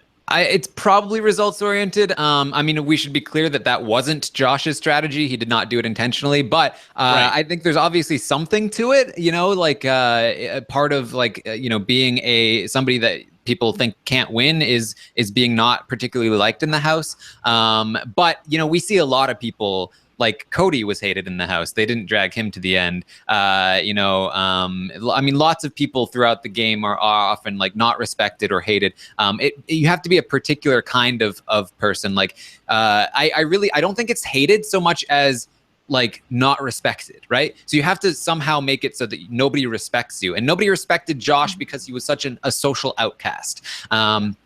So if you're somehow able to be like, oh man, I'm awkward and weird and everybody doesn't like me and I don't know how to talk to people and everyone's going to make fun of me, then you can present yourself as a goat. But I think it's hard to fake that. It's hard to imagine somebody being successful at that. Okay, cool. All right. I had a friend of ours, actually, I think he actually messaged you as well, Taran, who, went to the finale taping. Now, there's only so many seats in the place itself. I think it seats like maybe less than 200. And they had all these alumni coming back and all these family members that were in there. So believe it or not, my friend tells me that they only let 3 people into the finale, and he had a little bit of gossip for us, things that we didn't see because there were some questions that I had about what happened, and I wanted to share that with everybody. So I'm going to try to get through this really quickly. He said that at the end, Josh was hugging his family and he couldn't really see him very much, but Paul was absolutely devastated and seemed to be, for a lack of a better word, #pissed. He said that I wished that I could have seen it because as soon as they went to commercial break, that Paul had this devastated and pissed off and confused look on his face. But then they started lining them up for America's favorite player. And the minute they went back, with the 5-second countdown to coming back live, Paul just snapped back to this fakest smile you've ever seen, and it was nothing that anybody in the jury was actually buying. He said that you could really sense the hurt from Paul, even coming from the stage. As far as America's favorite player, we were denied Melissa, our big, Frankie, oh my God, shot, the wide shot of everybody when they announced America's favorite player. If you're listening to me, producers, make sure you put the America's favorite player people, the finalists, in the middle. Yeah, in the middle with Julie Chen, so we can see everybody. At the very end. Oh my God, they put him on the end. Anyway, so he said that as far as the other house guest reactions go to America's favorite player, Matt looked at Raven with the biggest what the F look and actually said that and said, how? He said they were both on fire all night with stupid reactions. Raven was by far the fakest person there, and she had a smile on while she heard the 3 highest vote totals. But when she heard that Cody won, she looked like someone had shot her dog. I love that. So Davon was rooting for Josh. Davon was there. And that was sort of interesting because I thought she would have been rooting for Paul, but I think Paul's not her friend anymore. Interesting. And I think that might have something to do with how Paul treated Dominique, but that's just my reading. I think it's how you talked about her and the cast of Big Brother 18 on the feeds. Honestly, my read on it is that nobody, I haven't met a single alum that knows Paul that is yeah, I love Paul. I mean, I don't want to say anything about Paul personally, but it doesn't seem like he maintains relationships with the alumni. Yeah, even Victor was dude, that hurt, but good job, Josh. I mean, Victor really didn't say much at all. It was all I'm going to go back to kissing Nicole now. Well, Yeah, I know, got right? it. I know, right? He said, my friend said that Raven was just as obnoxious as she was on the feeds when they went to break. She would be making fun of people with Matt and acting like a diva. And then this guy said that he snuck into the after party. By the way, he wants to be called the Goods. So he doesn't want me to reveal his real name, but he wants me to call him the Goods. I promised him I would do that. He snuck into the after party and he spoke to Paul's dad for 30 minutes. He said he's a really nice guy, as is his mom. He talked to Paul's dad, and Paul's dad is so mad on this particular night, saying that, CBS cost his son, $900,000, and CBS makes, $80 million for Big Brother, and his son hasn't seen basically a penny of it, and he's tired of CBS using his son. So he is going to ban Paul, much to our sadness, Taran. He's going to ban Paul from ever returning to Big Brother again. Aren't you thrilled? Yeah, I mean, he said, no, you're not allowed. So there you go. I wonder if that was part of the whole invitation debacle as well. Yeah, I know, which is there's a whole thread about this. Paul had the jurors that voted for him over for dinner, and people are all up in arms, did he invite other people or did he not invite other people? And it's literally one of the most ridiculous things I think I've ever read. I do think it's interesting, though. I feel like it would have made him look a lot better had he invited everyone over. But I think it's yeah, it's very telling that he didn't invite certain people over, aka the people who didn't vote for him. The problem, because people are like, who cares if he doesn't? He obviously they hated him. They didn't vote for him. Why does he have to invite them over? But I guess the problem is that he claimed that he did invite everyone and that they didn't want to come. And then Elena came out and said, actually, I didn't get invited. And then Kevin came out and said, actually, we did invite you. And she said, yes, exactly. And this is just like, this is where it just gets completely ridiculous for me. I think what happened there is that Kevin's daughters invited Marlena, but Paul did not invite Marlena. So it's sort of like when like your friend is having a Christmas party and somebody who's going to the Christmas party says, hey, why don't you come? And you're like, well, I didn't get an invite. And they're like, oh, no, you can come. It's okay. I'm inviting you. Yeah. It's like, well, I'm not going to go if I'm not actually invited by the person who's hosting. Right. Exactly. I think that that's basically what happened here. So I'm Team Marlena on this one, at least on this subject. I have to feel like, and while I'm at it, since I brought them up, I'm not going to talk about any parties that are going on tonight, except for the Raven Exposed party, which I have the closing ceremonies for. But any other parties I'm not here for. And this is the reason why. Future house guest of Big Brother, and Taran, I'm talking to you. Yeah, Taran. If you ever think that there's a possibility that you're going to get on a reality show, can you please make sure you clean up your Twitter before you go on? That seems to be a problem. It's such a rookie move. Like, don't you agree? Clean up everything. Like, I don't know why, especially for someone who's very into, like, you know, her image and making sure that she doesn't say anything offensive in the house, which she said like a bunch of times. She was like curbing any, you know, making sure that she was very like squeaky clean. You'd think that she would be very, very careful about her Twitter, but we're talking about Elena, just so you know, since Melissa said some, I just want to be clear. We're talking about Elena. Obviously, this has been a very big day for Elena. Elena unlocked her Twitter, and her Twitter had been locked all season long. So when it became unlocked, people got to go through all of her tweets and peruse other things that she had said, 3, 4, 5 years ago, but some like a year or two ago. And not all of it is glowing. And you have to make your own judgments on what you think about it. But I think it cannot be denied that it was really sloppy on her part to leave all that stuff up there. But I guess I'm not surprised, Taran. Yeah, I mean, if I did go on Big Brother, I would absolutely delete every single. I mean, I did this when I don't want people finding all of my La Dispute lyrics about my broken heart in high school. That's what they would find for me. But yes, very, very dumb, I think, on Elena's part. Moral of the story here, not only did she not delete these tweets, but she is refusing to really address them. I believe that one of her statements on them has been, actually, I can't be racist. I once dated a half black guy.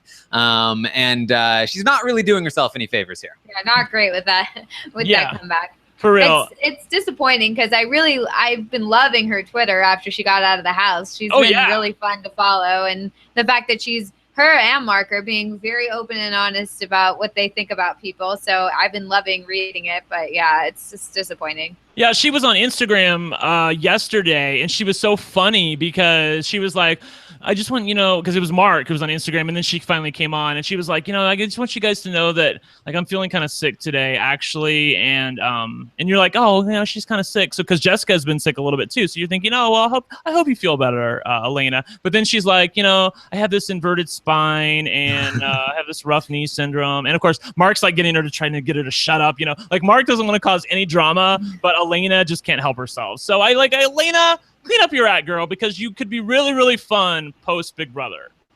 Yeah, I've just been so disappointed in seeing especially some fan reactions after the house guests have gotten out of the house, and it's just so disappointing. Why does everyone feel the need to just run to Twitter and just say such cruel things to people? Even on a post where Mark, was posting about his fitness, about his weight, body transformation, and trying to inspire people, people were commenting on it saying mean stuff to Mark. It's okay, come on.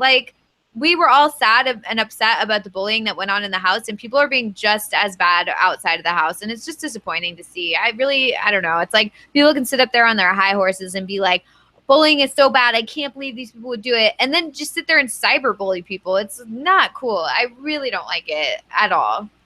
Yeah, I mean, I think that that, you know, a lot of people are mad at Paul for so many things, and honestly, a large portion of the behavior on Twitter I see is far worse than anything Paul has ever done. So you know, if you are a hypocrite and you're fine with that, then that's good for you. But I'm gonna call you a hypocrite because that's disgusting. If you're a hypocrite and you know it, clap your hands. Okay. Anyway. So someone who I thought was a little bit of a hypocrite was Paul. Not to bring him up again, since everybody thinks I'm so anti-Paul. I said, people, I had one tweet about Paul. Okay, one tweet that went like, you know, mini viral, and I got a bunch of likes on it, and people are just like, Brent's anti-Paul. I'm not anti-Paul. I just don't like him. Okay, so he posted an Instagram post that I referred to previously. And I know you guys have both seen it, but what was your reaction to the Instagram post? Did you think that there was any merit to it? Did you buy any of it? Was there any truth to it? Or did you think he was just trying to like get himself back into the good graces of fandom, Taran? Well, so here's the thing about, like, again, people always talk about, like, Paul, he's a master manipulator. He's faking crying left and right. He knows exactly what to say. No one says that. That's what you say, Brent. I think this is Paul trying to be like, no, I'm great at PR. I know exactly what to say here. None of it feels genuine. I believe that he believes that he had no racist intentions. I believe that he believes that he had no intention to like actually bully people. But the way that he's saying it really just comes off just not genuine at all. And you know, he's saying that that, like, you know, this was never anything that I intended to do, and that this is you know, so on and so forth. And he's not really being specific, and it's not coming from the heart. I'm not feeling that like Paul is being like, I completely understand why people might feel this way, but like, this is my truth, and this is what I'm going to say, and I apologize if I offended anybody. It's very defensive. It's very it's just if we're offering Rob as a PR firm advice, well, you know, she's really tanking it right now. Paul, I feel like he's also tanking it. Not doing well. Yeah. Melissa, I wanted to ask you, it sort of went out of my head for a second, so I was like, I'm stalling here while I remember what I was going to ask you. Oh, can I just say something about the Instagram post? Yes, I will say that, like, when I first read it, I was like, oh, wow, like, you know, I'm glad that he's like, you know, I'm glad that he's giving out like a response to this, because I'm, you know, all that sort of stuff. And I did like it at first until I read to the bottom and he was like, never cared. And it's like, oh my God, like, you clearly do care. You need to stop saying that. It doesn't make us like you more. It makes us like, just feel like you don't take any of this seriously. And it, I mean, yeah, it's not like the end of the world or whatever, but it is serious. And we saw how sad you were. And I felt so bad for him. Like, when he lost, I really did. Like, I truly, like, maybe I'm too empathetic, I don't know, but I did feel really bad for him when he was like, not again, and he was just like so devastated. And then, you know, to see him answer these questions like, oh, I don't know what I did wrong, and I never cared, so whatever. It's like, come on, like, just be genuine for a second and make people like you more. It'll make people like you more if you just say, you know, that really hurt. I really thought I had in the bag. I thought I was going to win. And I also, like, you know, and then for his Instagram post, if he had just said, like, I did not intend to bully anyone this summer, but I feel terrible if that's the way people took it, or anything, like, and just be genuine. It just, I really, I hate his stupid never cared thing. There's no ownership of it, Melissa, because when he's talking, even when he was talking in the jury questions, you guys, when they asked him about the bullying, he was like, look, you know, I'm a vet. I came into the house. I mean, you know, I don't think there was any bullying going on. I certainly didn't bully anybody. You know, I can't control what 15 other people do. First of all, it's like, you did the whole game. We have the receipts from that. You did bully people. You said that. You said you literally were like swinging your arms and telling them to go outside and yell at them and telling people to say these things. You were controlling everyone, Mr. Puppet Master. Ugh. Yeah, exactly. We also saw him in the house say, yeah, I say I don't care, but I do care. Like, I'm surprised that I haven't heard more people talking about this, because people are like, oh, he's obviously lying. But he basically said this is exactly how he responds to it. He acts like he doesn't care, but it gets to him. And if he said that, I feel like people would respond to it. People respond to human beings. Like, this is, I mean, I do the Taran show where I have people come on and they open up and they're genuine, and people respond to that. It doesn't matter what they thought of that person before, for the most part. If you open up, people will respond to that. They will respond to the fact that you are a human being and that you have emotions, and All Paul needs to do is like open up and be vulnerable to it. Just be like, you know what? Yeah. This sucks. Everything sucks. He's incapable of that, because you watch him. A friend of mine tweeted this to me as well and said that, you know, Paul apparently thinks that it's a really cool look to have never watched a season of Big Brother or even a few episodes of Big Brother. But the fact of the matter is that even a cursory look at a few episodes would have told him what he needed to know. He would have been able to fix what he did wrong last season. I feel like in some ways, you guys, he overcorrected. Like, he thought that the jury was pissed at him last year, so he like really went the other direction this year and wanted to make sure everybody was not pissed at him, so he didn't own anything. And of course, there's really a middle ground there. I couldn't stand listening to him, Melissa, when he was going on about, you know, what should I have do? Should I have just, you know, shoved it in their faces and nudged it right in front of them and said, you know, ha ha ha, I beat you? Like, yeah. Dude, no one's asking you to do that. I mean, like, you can do that in a nice way and still give it up to the people you're trying to get a vote from, but it's just, it's totally over his head. It totally infuriates me when he brags about not watching the show. And when he says, like, yeah, I'm not going to watch this season. I didn't watch last season. Like, why would I? It's stupid if you watch it. Like, he was telling Josh in Christmas, I think it was, or maybe it was Alex, saying, like, it's stupid if you go back and watch the season. Like, why would you do that? It's just, like, it's dumb. And it's like, really, like, come on. Like, this is why you lost, is because he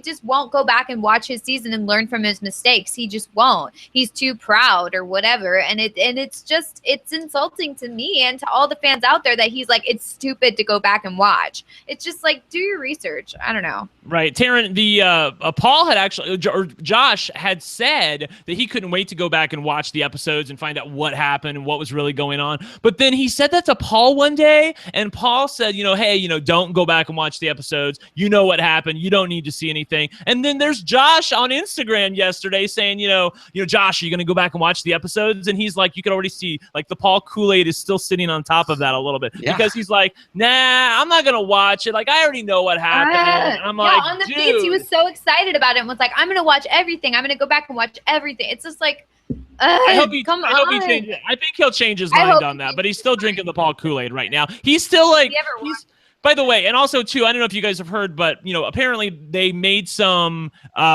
decision that they were all gonna take a group trip together around the world for the three of them, Paul, Christmas, and Josh. Of course, I don't think any of them expected that Josh would be the winner of this season. And apparently Christmas said that she is planning the trip right now. I just want to tell Josh's family, if they're listening, y'all need to hold on to that money. I'm just telling you. Like, you need to take a page from Ian frickin' Terry and hold on to every dollar you can. Paul doesn't need the money, number one. And frankly, Christmas doesn't need the money either, okay? Your son earned the money. Keep the money. Tell them to go shove off and whatever, because she didn't give him his vote, and Paul said he was a coward. So don't take him around the world, Josh. Josh still needs to be deprogrammed. Like, he does. He really does. We need to get him on RHAP. I'm serious. Oh my God, please, yes. How? We need to get him on here. We need to get Rob. We need to get Rob on RHAP. We need to get Josh on RHAP, and I feel like the fans really want us to get Cody on RHAP. I don't know if the second one's possible. I feel like it would have to be Cody and Jessica, since we have a pre-existing relationship with her, and because Jessica loves me right now. So I feel like that's the only way to do that. What do you guys think? I would be interested to get Alex on. I would too. I know that, like, I wanted to ask you this. I do think that she is. I feel more. First of all, I loved her on the finale. Yes, I did too. Loved her. I loved her speech. I thought it was amazing. I've gone back and watched it like 3 times, where she like walks up to the thing and it's like, you said we could be friends afterwards. It like was amazing. I honestly haven't seen something like that. I know, right? I know what's amazing about it. She started talking while she was in the dark. Yeah, in the dark. So there was like this disembodied voice talking about that we could be friends. Yeah, and she's like, well, and it was perfectly executed. I thought it was amazing. So the timing of it was on. It was. Honestly, it was very well done. So did she earn back your love? Like, you've been so anti-Alex all season long. You know, here's the thing: is I'm not okay. So I'll admit that I am. I'll save you in it. I'll admit that I'm actually kind of loving her right now, and I could. I think I like her a lot more, because I feel like I never hated her as a person. I was super frustrated with her gameplay. I didn't like the way she was treating people, you know, all that sort of stuff. But I never like, you know, I don't really ever like hate house guests. I just like get really annoyed with them, and I like hate what they're doing in the house and all that. Yeah. Whatever. So that's my preface. But anyway, so I just was so disappointed in her because I kept thinking that once she finds out that Paul was like betraying her the whole time and playing her the whole time, that she's gonna, you know, come out of the woodwork and play the game and all this. And then the second she finds out that Paul is going to betray her, she's like, you know what? I'm still going to vote for Paul in the end. And I was like, are you serious right now?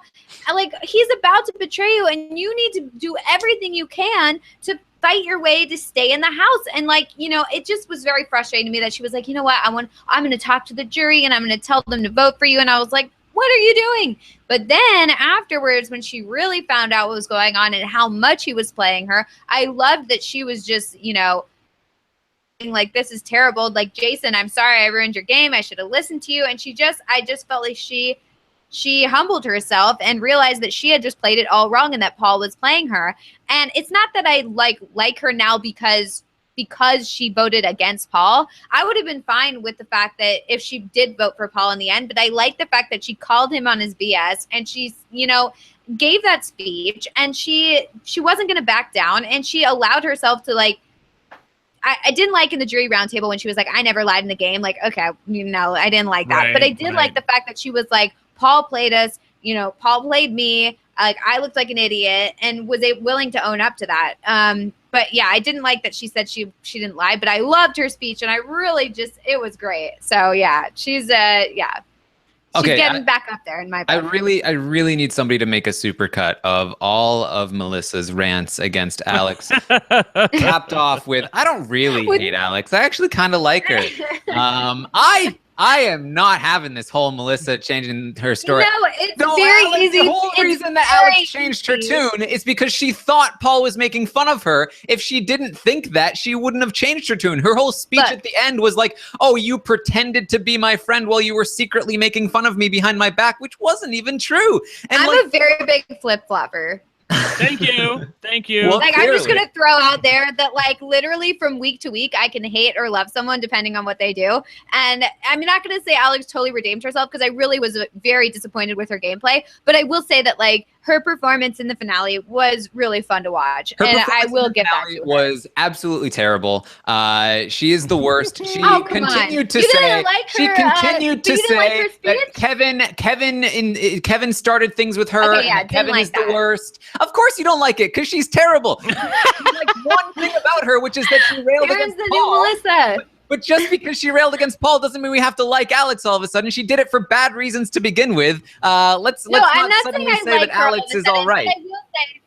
I will say that I don't like the way people are treating her on Facebook. I mean, on Twitter afterwards, like, at all. Like, I don't like that. And it makes me feel more compassion towards her. And I think that's why my tune is like changing a little, because it's just, the things that are being said to her are very, very, very cruel. And I don't like it. I don't appreciate it. I don't think it's good. I don't think she played a good game. And I don't think that she did a good job on the season, or, you know, as a person on the season. She was really cruel to people. I didn't like that. But I mean, come on. You didn't like her little speech at the end when she put her key in? No. Well, of course not, because she did it for terrible reasons. Like, she was like, I thought she did it because she was like, I thought you were my friend, and if you were really my friend, you'd still be my friend after I vote for you. Which was just like it's fine if she was doing it for like good reasons. Like, you know what, you pretended to be my friend and it clearly wasn't true, and you played me, and like you still continue to lie to me. If those were the reasons, I'd say, okay, maybe you have some like legitimate reason here to be like, you know what, I'm mad at you for this reason. But she did it because she thought he was making fun of her behind her back. Her ego was smashed. Not until later, right? No, she said that that's what changed her mind in Jury House. But when did she say that? In the roundtable? Yeah. In the interviews after, she said. Yeah, see, the interviews after. I'm talking about like during the thing when you don't know that that's why. I thought that it was very well done. It was a great performance. It was a great TV moment. Yeah, a great TV moment. I'm not saying I liked her reasoning for it, and I think that I do think she probably should have voted for Paul, but I did love it. And like also, if we're gonna say that like fan reaction to her is going to make us sympathetic, then we also have to say that of Paul and of anybody else that's getting attacked on Twitter and other places. Oh yeah, well I do think that anyone who gets attacked anywhere, like I don't like it, and I start to feel sympathy for them, and it changes my opinion of them because I just hate it. I've been seeing everybody getting such horrible negativity thrown at them this week. Like, Morgan Willett, she got it. And then Netta, where people were saying all this bad stuff to her. Then we've got Mark. Like, Mark is a sweetheart. And you've got Alex. All these people are getting really, really mean tweets thrown at them. And it really hurts. I know how it feels, and it totally hurts. It's just, I don't like it. It's not cool. And it really makes the Big Brother fans look bad. Okay, so I have a question for you guys. Based on what I'm hearing about Alex, from you, Melissa, and you, Taran, I have a question. Actually, it's not my question. It's Arissa Cox's question. She wanted me to ask you guys this. So, which is better in your eyes? Honest to God, true serum, hand to God. Great season with a terrible ending, or a terrible season with a great ending? Taran, I will let you answer first. Great, because I love Big Brother 14, which was a great season with a terrible ending. So I'll go great season, terrible ending. Melissa, do you agree with Taran or not? Because I'm kind of feeling that, even though I do love Big Brother 14, but I am always bugged about that ending. Whereas, like, this season, I've already forgotten all the terrible feelings I had about it because I'm feeling so great about the way it ended. What do you feel like? I feel like it's so tough because during the season, I would say I want a great season, even if it's going to have a terrible ending. But like at this point in time, like I'm thinking back to Big Brother 18 when I felt like at the time I had felt like that was a bad ending, and it totally ruined the season for me. And even though I was enjoying like stuff that was going on during the season, by the end I was like, now looking back at it, I'm like, that season sucks. Like there was nothing good about that season. But at the time I did like the season. And so I feel like that's what's the opposite of what's going on this season, which is that the whole season I was frustrated with everything. Everyone was horrible. And then in the very end, like something cool happened. This was an amazing finale, by the way. Let me just like say that. I loved the 2-hour thing. This is probably the best finale of Big Brother I've seen, just because I loved when they showed the montage of the diary room sessions, the montage of the goodbye messages, and allowed like pre-jury people to like say their piece. Like Jessica, she got to say a great speech. I love what she said to everyone. And then when Cameron said something, it was great. I loved that they were like, give the jury members a piece of your mind. So, I ended up feeling great about this season because I was like, that was such a fun finale. It was amazing. But I don't know. That's a hard question. No Fancy Fincerton, Melissa. You gotta pick one. I guess I like a good season with a bad ending. Like if I have to pick, Okay. But, it leaves me with a bad taste in my mouth at the end. So, because like, here's the thing. I would not trade Dan's funeral for anything. I would not change the funeral for Dan becoming the first 2-time winner of Big Brother, considered the greatest player of all time. I would take the funeral over his loss. I would take the funeral over anything else in Big Brother. And funeral is great. Exactly. Because like, I would not want to lose that for the sake of a good ending. I think that even that one moment, let alone like the entirety of his game that season, the Shane blindside, all of it, I wouldn't want to lose that just for a Dan win. Okay. Yeah. Well, I wanted to say really quickly to Melissa, I did something that I've never done in the past 12 months. I actually, after Paul lost on Wednesday night, and I felt so great about that, I was like living for the fact that Paul lost. So I remembered that I can watch it again with different cast of characters. So I pulled up the file from Big Brother 18 because I had never rewatched Nicole winning Big Brother 18 before because I was so bitter about the fact that Paul had lost. But now that I couldn't really stand him whatsoever, I was able to watch that and enjoy it. Like I was actually rooting for Nicole when she starts celebrating. So Taran, I finally caught up to you. Like a year later, I'm with you in celebrating a Nicole win. Remember this, Brent's analysis for gameplay is about a year behind me. Well, something that isn't a year behind is the draft. I just want to say, before you give me the crown, proverbially speaking, I was looking for a little character. Like there was when E.T. passed, when Star Wars passed E.T. back in the day for like the most money made at the box office, there was a political cartoon that had like E.T. putting the crown on like R2-D2. You know, like I just thought it was really cool. So I was trying to find something where like you're putting the crown on my head. So if somebody can make that, that would be really, really great. But I want you all to know that I'm already plotting the draft order for next season. And I have it two ways, like, you know, if it's the three of us or if we add a fourth person, I'm prepared no matter what. So I plan on retaining my crown again, and you heard it here first. There you go. I knew it all along, people. Are you gonna go by Team Undefeated or whatever? Well, Team Brent Undefeated. I can't go by Team Undefeated because I've certainly lost my fair share. Well, you can. You can just take Taran's title and just be like, that's right. Team Undefeated. Yeah, That's my name. Right. I only remember the last season, Taran. Yes. It took I think what, like 7 drafts, but I have finally lost.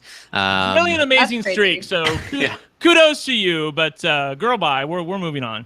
Nah, I came so close too. All right. We did rank these players. We did this last time where we ranked the players, their game over the course of the season. I believe we ended up saying that Nicole was in fact a better player than Paul. We put Nicole 1 and Paul 2. So we went and did that again for this season. Really, we all ranked Paul number 1, and then when I was doing my rankings, I was just like, well, is there really anything else to rank here? I know, that's why I told you about that. That's why I told you what I did. Okay, Yeah. So ultimately, we get this list. Megan comes in last, followed by Jillian, and then Matt and Raven. Cameron at 13. I actually had Cameron higher, just because after seeing the entire cast play, I feel like any average Big Brother player is better by far than like pretty much anyone else on the cast. So I was willing to put Cameron pretty high just as like somebody I didn't even get to see. But Cameron ended up in the 13 spot. Then we had Dominique, Ramses and Cody tied for 10. Christmas at 9, Kevin at 8, Mark at 7, Jason and Jessica tied for number 5, Alex and Elena tied for number 3, and then Josh at 2 and Paul at 1. Any highlights that we want to talk about here, Brent? Well, I just want everybody to know that I was the only person who did not rank Megan last. I made it my personal mission to make sure that I put Matt. Yeah, when I put the mattress in last place, y'all. I just want y'all to know I did y'all proud. I made sure I totally freaking buried him. Like I never want to see him on my TV screen again. In fact, I will say I have a hot take for you guys. You know, as messy as she is, I wouldn't mind seeing Raven. She's so terrible and so messy. She's like, in some ways, she's very Josh-like because she's just so messy about her game and she has no self-awareness whatsoever. I mean, I could maybe see that again somewhere. Yeah, for the record, Brent put Raven at number 6 overall. Melissa and I both put her at 16. I don't know what it is. Like I said this to you guys. This started about a week and a half ago, where I said, you know what? If Raven gets to the final 2, like I wouldn't mind seeing her win. Like I mean, I felt myself. Oh my God! Don't say that. Like I felt myself rooting for her a little bit because she was so snowed by Paul. And in the end, look, I mean, I know that I was rooting for them to vote against Paul, but I mean, I couldn't tell Taran. Do you think that because she found out that Paul voted against her? So, and she still voted for Paul. So, like, do you think that she was trying to be a good jury member there and vote for the best player, or do you think she was just still drinking the Kool-Aid? I mean, if I'm going to say anything positive about Raven or Matt, it's that I do think that they looked the most mature in jury in terms of like, they were like, yeah, it's a game. And we're also happy for Josh. You know what? We're happy for everyone. I thought that was a good look. Whether it was put on or not, I thought that was a really good look. Raven, you know, she actually admitted in, I think it was Rob's interview, that she did know Paul before the game started. I know this had been something that had been circulating for a long time. She said that she met up with him at a concert, and I think Rob was like, but did he remember you? And she was like, oh, yeah, he definitely remembered. Oh, definitely. I was like, okay, I don't believe that at all, because everyone was like, whoa, like, they really did know each other. I'm like, okay, it's Raven saying it. I don't know if I really believe it. Hey, I said that Annie has a question in the chat room. She said, after she listened to me there, she said, Brent, what was your favorite flavor of Kool-Aid that Raven made while in the house? Was it cherry? I want to call it was the bitter Kool-Aid. That was the one that I really liked, actually. Yes. Yeah, no, I mean, I didn't mind. I mean, like, I did not like Raven in the house. I did not like, you know, the way she played or the way she didn't do anything, and also the way she treated people. I didn't like it. But, you know, I didn't really dislike her so much. But then when she was in the jury saying that she was the puppet master, and like still to this day is saying that she like puppet mastered stuff in the house, and in the interviews people would ask her like, so what exactly did you puppet master? She's like, well, I did this and that. And it was like, you're still thinking that, you're still saying that, like, come on. Like, it goes so she has like absolutely no self-awareness in the house and in the game. I honestly thought that the whole time that she went through it, she was like, she like knew her place in the house, and she knew that Paul was kind of just bringing her along, but she was like okay with it because it was like helping her. So I really thought that that was like, you know what, I get it, I understand what she's doing in the game. But this whole time she thought that she was manipulating people and was a puppet master. Like, okay, now I don't understand it. So now I'm like just totally confused. I was working with Paul like the whole time, and like we were in on a lot of the decisions together, and like I knew about every eviction, even my own. I even knew my own. She's like, actually, I you know, I maneuvered that whole you know, throwing the competition. That was my idea. Actually, and it's like, what? No. Yes. Can we talk about this really quickly? And I don't mean to switch from Raven to Christmas, but now you guys have triggered me, and I have to talk about this. Stupid Christmas. In an interview, they talk about her basically being carried to the end and like doing nothing along the way. And she's like, but how cool is it that I got the entire cast to throw a running competition to me, the girl with a broken foot? And the interviewer, I think it was in TV Guide, so credit to them for not just accepting her answer, you know, carte blanche. They said, you know, well, Paul actually did most of the work there, did he not? And she's like, well, but we all were doing work there. You know, Paul may have been talking the most, but I was the one who really pushed for me to win that HOH. Like, I mean, like, Taran, the BS is so high that I can't even walk through it at this point. It's like it's like a sports fan who's like, yeah, we won that World Series. Me and the team. Like I watched and rooted them on. I was totally a part of it.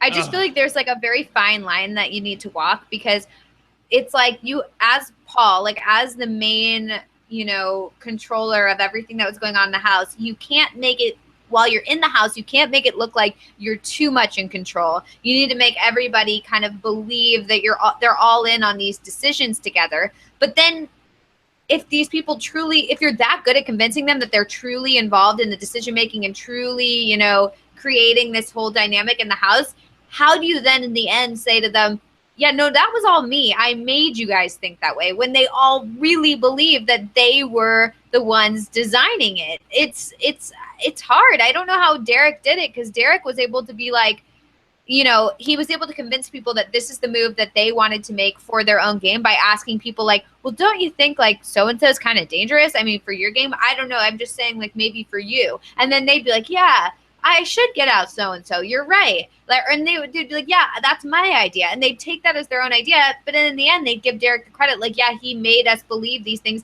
He made us make these moves. But it must be just so hard to do, because Paul just like failed. I don't think it's hard. I think Paul just sucked at it. I think, again, I think if Paul had watched his season, if he had listened to our podcast, if he had maybe if he had come on and done an interview with us, and we'd been able to have a conversation, like I feel like any small amount of information about like, dude, this is how the jury works, he could have changed any one of 1,000 minor behaviors, and it would have gotten him at least one vote, and I think he would have won. I don't think it was that hard, and I don't think he was that far away.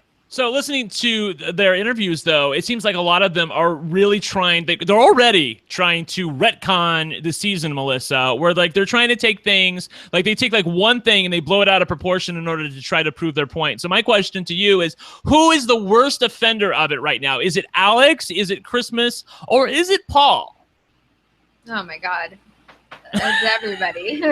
it's really everybody. It's know we got problems when she can't even decide who's the worst of the worst, y'all. I think it's just bad. I think absolutely. I mean, Christmas is pretending that she like didn't know who she was going to take. She's pretending that she was upset about Josh not taking her. Alex is claiming that she never lied. Cody is claiming that Paul Kevin never was saying stuff. Yeah, and Cody is pretending that Paul never manipulated him. Jason. Jason's actually pretty good about this. Jason is fully admitting like all of his mistakes. Yeah, so, Jason's been great. What about Mark's admitting that the reason that he voted against Paul was that Paul tried to break up him and Elena? I'd never asked you what you thought about that.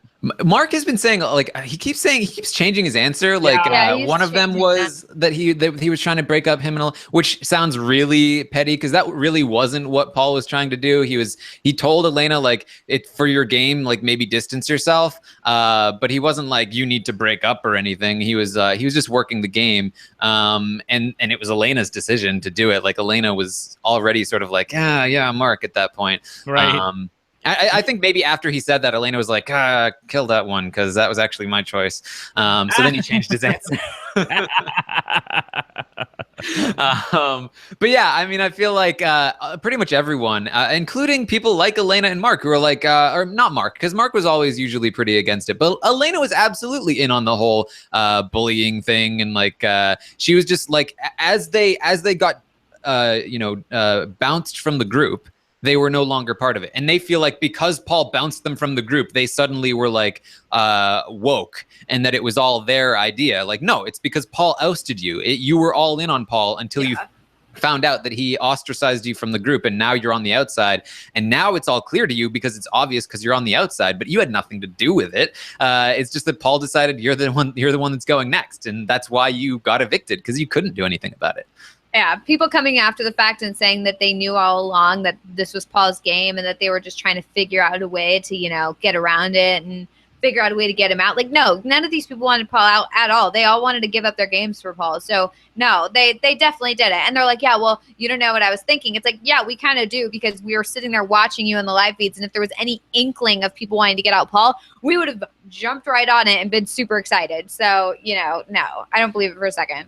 Taran, I had a question for you, and I had previously DM'd it to you, both of you, but I'm going to ask it here. I thought it was a really good question, actually. And I apologize, the person who sent me this question, I don't have your name, but the question is, did the initial imbalance of power that production gave Paul result in most of his relationships being transactional rather than genuine? Is this why he lost? So in the beginning of the season, obviously, they gave him the 8 friendship bracelets, and obviously he had to deny 8 other people the friendship bracelets, and then he had the pendant of protection.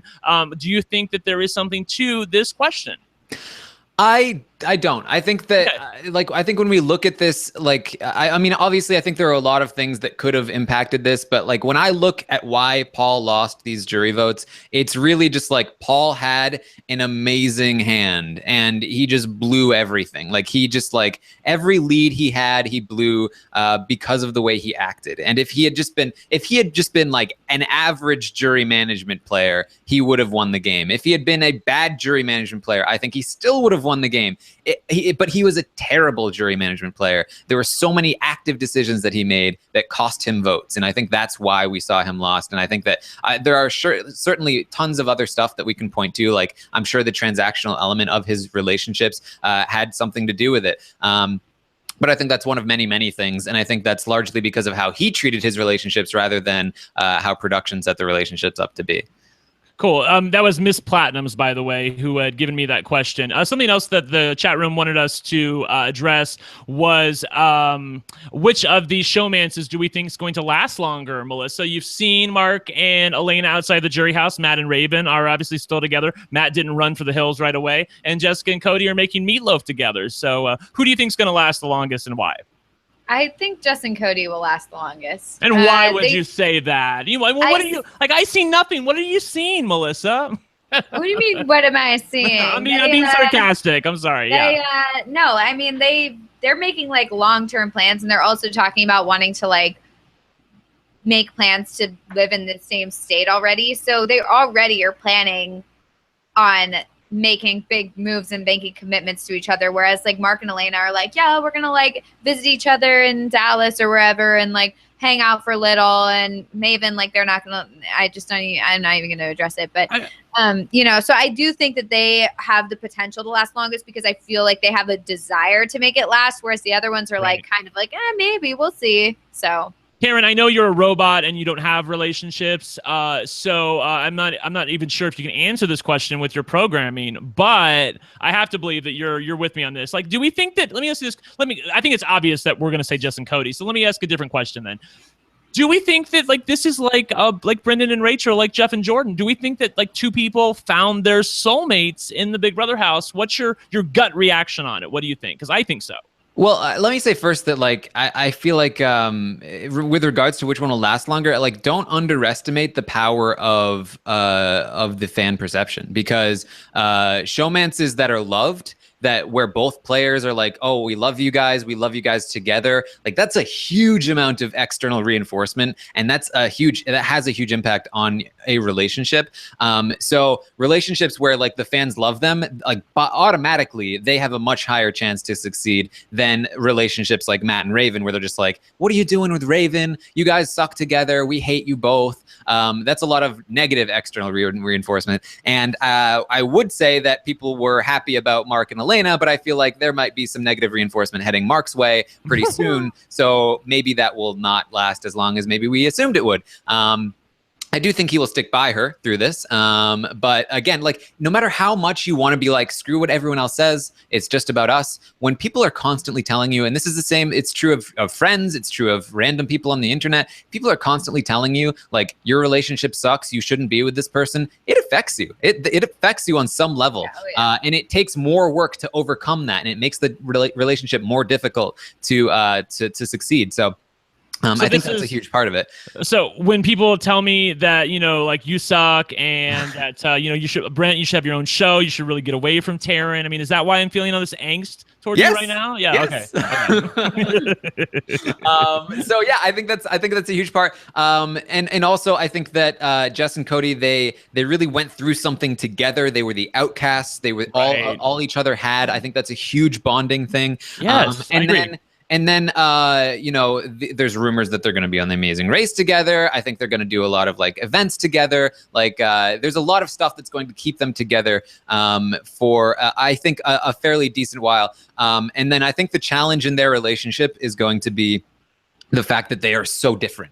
And they had this fight in the house where Jessica was like, this is my world and you don't fit in my world. And Cody was like, yeah, sorry, that's just who I am. They never really resolved that, and I don't think they have yet either. And I think they'll have like a year or two to figure that out before like all of the rest of the momentum wears off. And if they do, I think that they can last for a while. And if they don't, I think that that's probably when it's like, maybe this just doesn't fit. Okay. There was one other thing that the chat room had asked us really quickly. They said, Stacked in Florida said, I want to know if you're going to try to get any of these house guests on to talk about an overview of the season or just wait till next season. Look, I mean, we're always trying to get, Taran, you can maybe talk about this more, but because I'm not really involved in the scheduling, but I just know from secondhand talk that, we're always trying to get house guests to come on the show. We had a dickens of a time this season getting people to commit and follow through with appearing of us. I mean, some people had honest to God things that happened. Other people, I think, kind of made up excuses. So, we're always trying to get house guests on Rob as a podcast. I think for Celebrity Big Brother, that might be the time where you're going to see some people come back and do like some recaps. I don't know if there's anybody on the... Here's the thing. I think everything was so Paul dictated. I think the only person that I could really see doing an interview on Rob as a podcast would be Josh. I mean, don't you agree with me? From this season, who knows? Okay. I think we're open to talking to a few of these people. Well, we're open, yeah. I'm just like, who would come on and talk about their game? I mean, what's their game if it's just Paul? I don't know. I guess that sounds a little shady, but I mean, I'd be interested in asking certain players, like, what were you thinking during this time? Not in like a mean way, but I mean like legitimately, what was going through your mind when Paul said this to you, or what was going through your mind when this decision was made and you weren't a part of it, or something like that. Like, I'd like to know more in detail, like specifics, like rather than just like, why were you following Paul the whole time? Like that doesn't, they're just going to be like, I want to ask Elena. Elena was aware of the fact that Paul had fed her the wrong answers to that inked competition. Yeah, like why? Like, did nothing go through your head? Or because she didn't verbalize anything to us. You know, they're like, only Paul and Josh and then Christmas at the end basically talked to the live feeders. Nobody else really did. So we didn't know what people were thinking. Elena, what was going through your head when you found that out? Or did it just totally go over your head and you didn't think anything of it? That's what I want to know. Yeah. And I think we really have to if we have people on the show, we need to get into specifics with them and give them specific instances of like various things, because you just know that all of them are going to come on and be like, I was on to Paul the whole time. I just didn't say anything. Or I knew for my game I had to like keep quiet, because like, you know, even Elena is saying on her Twitter that she was already on to Paul week 4. And it was like, no, you weren't. So I think that like it'd be interesting to bring up specific events and specific circumstances and ask them questions about like why they did what they did in that situation. So, you know, I'd be really interested. That's my problem with it too. I mean, I know you guys are with me, and then look, and I've loved Mark and Elena out of the house, but they've been saying that their whole problem, Taran, is that they didn't win an HOH. I'm like, honey, from where I'm sitting, if you had won an HOH, you wouldn't have done anything. You told Jessica that you were going to have to put up Cody, so I don't think anything would have changed this season. Don't you agree? Yeah. And you know what? Like, again, I feel like we often go too far in the like jury members are able to vote however they want. It's on the players to influence how the jury members are going to act. Like a lot of people were like, it's not as Rob was saying, like it's the jury's fault that this person lost. It's not their fault. And now we're sort of in a place where a lot of people say it's the person that was sitting there's fault and not the jury's fault. I think that like, just because it's up to the person sitting in the final 2 to get the jury to want to vote for them doesn't take the responsibility from the jury to act like human beings as well. And like, I think there was a lot, and I mentioned this on the finale podcast, I think there was a lot of like self-righteousness in terms of like, we were the ones that were right. Like I never lied, or I would have done this, or I would have done that. And then like blaming Paul for things that I think sometimes they were absolutely correct in blaming him. And sometimes like maybe in Alex's case, they were actually wrong. And like people are like, people act like the jurors have no mind of their own. Like Paul basically controlled them and told them not to vote for him through his actions. And it's like, no, if there was if Jessica had been on that jury, Paul would have done the exact same things to Jessica, and Jessica would have said, I vote for you, Paul. Like people have different responses to things, and you can absolutely judge them on their responses. Okay, I have this is honestly a question I want to ask you, Taran, because you're so into strategy and like, you know, the exact, you know, positioning of a house guest in the house. Do you think that there's anything to the argument that Paul made a mistake in evicting Jessica instead of Cody, because he knew by evicting Jessica that he was leaving Cody in the game, and if things went according to plan and Cody was evicted the next week, that Cody was going to be the first member of the jury, Cody was going to be the foreman of the jury, and you really don't want a guy like that having a little bit of power. I mean, or am I just looking at it again results oriented? Well, it is hard to blame him because Cody was saying at the time that he was willing to vote for Paul, and Jessica at the time was saying that she would also vote for Paul, but she seemed less into it. And also Cody was he had won the temptation competition that week, and we know that Paul was gunning for Jessica over Cody, but even if he had wanted to change his mind, he was unable to. Right. I know the chat room is blowing up on me that he was immune. I know he was immune, bitch. What I'm saying is Paul's whole plan, like even before the week started, he was like, Jessica's going first, then Cody. Like it played out exactly how Paul wanted it to. I guess I should have asked the question from a different tack and said, you know, if Paul was able to do it differently, do you think that he should have gotten rid of Cody first? Because Cody is Jessica at least is kind of, you know, willing to listen. And, you know, that week that she was by herself, she sort of got along with everybody. I feel like Cody can really dig in his heels at different times, you know, and that's sort of why we love him. Cody left saying that he would vote for Paul, and that he was impressed with Paul's game, and that Paul was controlling everyone, and that Paul should win at this point. Cody and Jessica can't win because, you know, and so I think from Paul's perspective, it makes sense to keep Cody in the jury because Cody seems like a reasonable logical, non-emotional person who would view it fully as a strategic thing. So, you know, it makes sense to me. And I think I would have made the same call, because if I'm planning on taking Josh to the end, I am absolutely thinking like there's no way Cody votes for Josh. Josh is not an alpha. You know, Cody is saying that he respects my game. I want Cody in the jury. And then of course, and I think again that's where Paul is coming from when he's like, what more could I have done? You know, he left saying he was going to vote for me. It was the right decision. But obviously he didn't realize that his decisions in the game continued to impact the jury after the moment they left. And I think that's where he went wrong. And again, going back to what I was talking about with the jury, I think Andy at some point said like, you know, juror members, they're not game bots, they're human beings. That's what I'm saying. Like people who act like they automatically default to, okay, Paul treated me poorly, I definitely don't vote for him. That's treating them like they are a robot. They have a choice, and I'm judging them on that choice. That's what I'm saying. And also like, I think that, like, I really do think that it matters. Like, there are people like Austin who will go to the jury and be like, oh, Vanessa betrayed me, I'm going to make sure she loses in the jury house. And we all hate Austin because he's super bitter. But when it's somebody that we hate, like, you know, Cody going into the jury saying he hates Paul, and he's going to do everything it takes to make Paul lose, and it's like, oh, well, Cody has every right to be mad at Paul. So again, like this is what I'm saying. Like there is a middle ground here, and I don't think that we should go to an extreme and say that the jury has no agency in their own feelings. Like you just like in real life, if somebody does you wrong, you have the option to turn the other cheek if you want to. And that doesn't mean you have to vote for somebody, but it does mean that like you're in control of your own behavior. And we shouldn't just say that you're not responsible for your own behavior because you're in a game. I think that if Paul gave really great answers and speeches and didn't do that whole, you know, goodbye message thing where he lied and pretended like I don't know what happened. You know, if he had just owned his game and then still lost, I'd be like, this jury is so bitter. I can't handle it. Like exactly. They really made the wrong choice. Like this is awful. But I feel like I'm not as upset about the bitter jury thing because I think Paul made a lot of mistakes. So it's like, okay, it makes sense to me why they might not vote for him.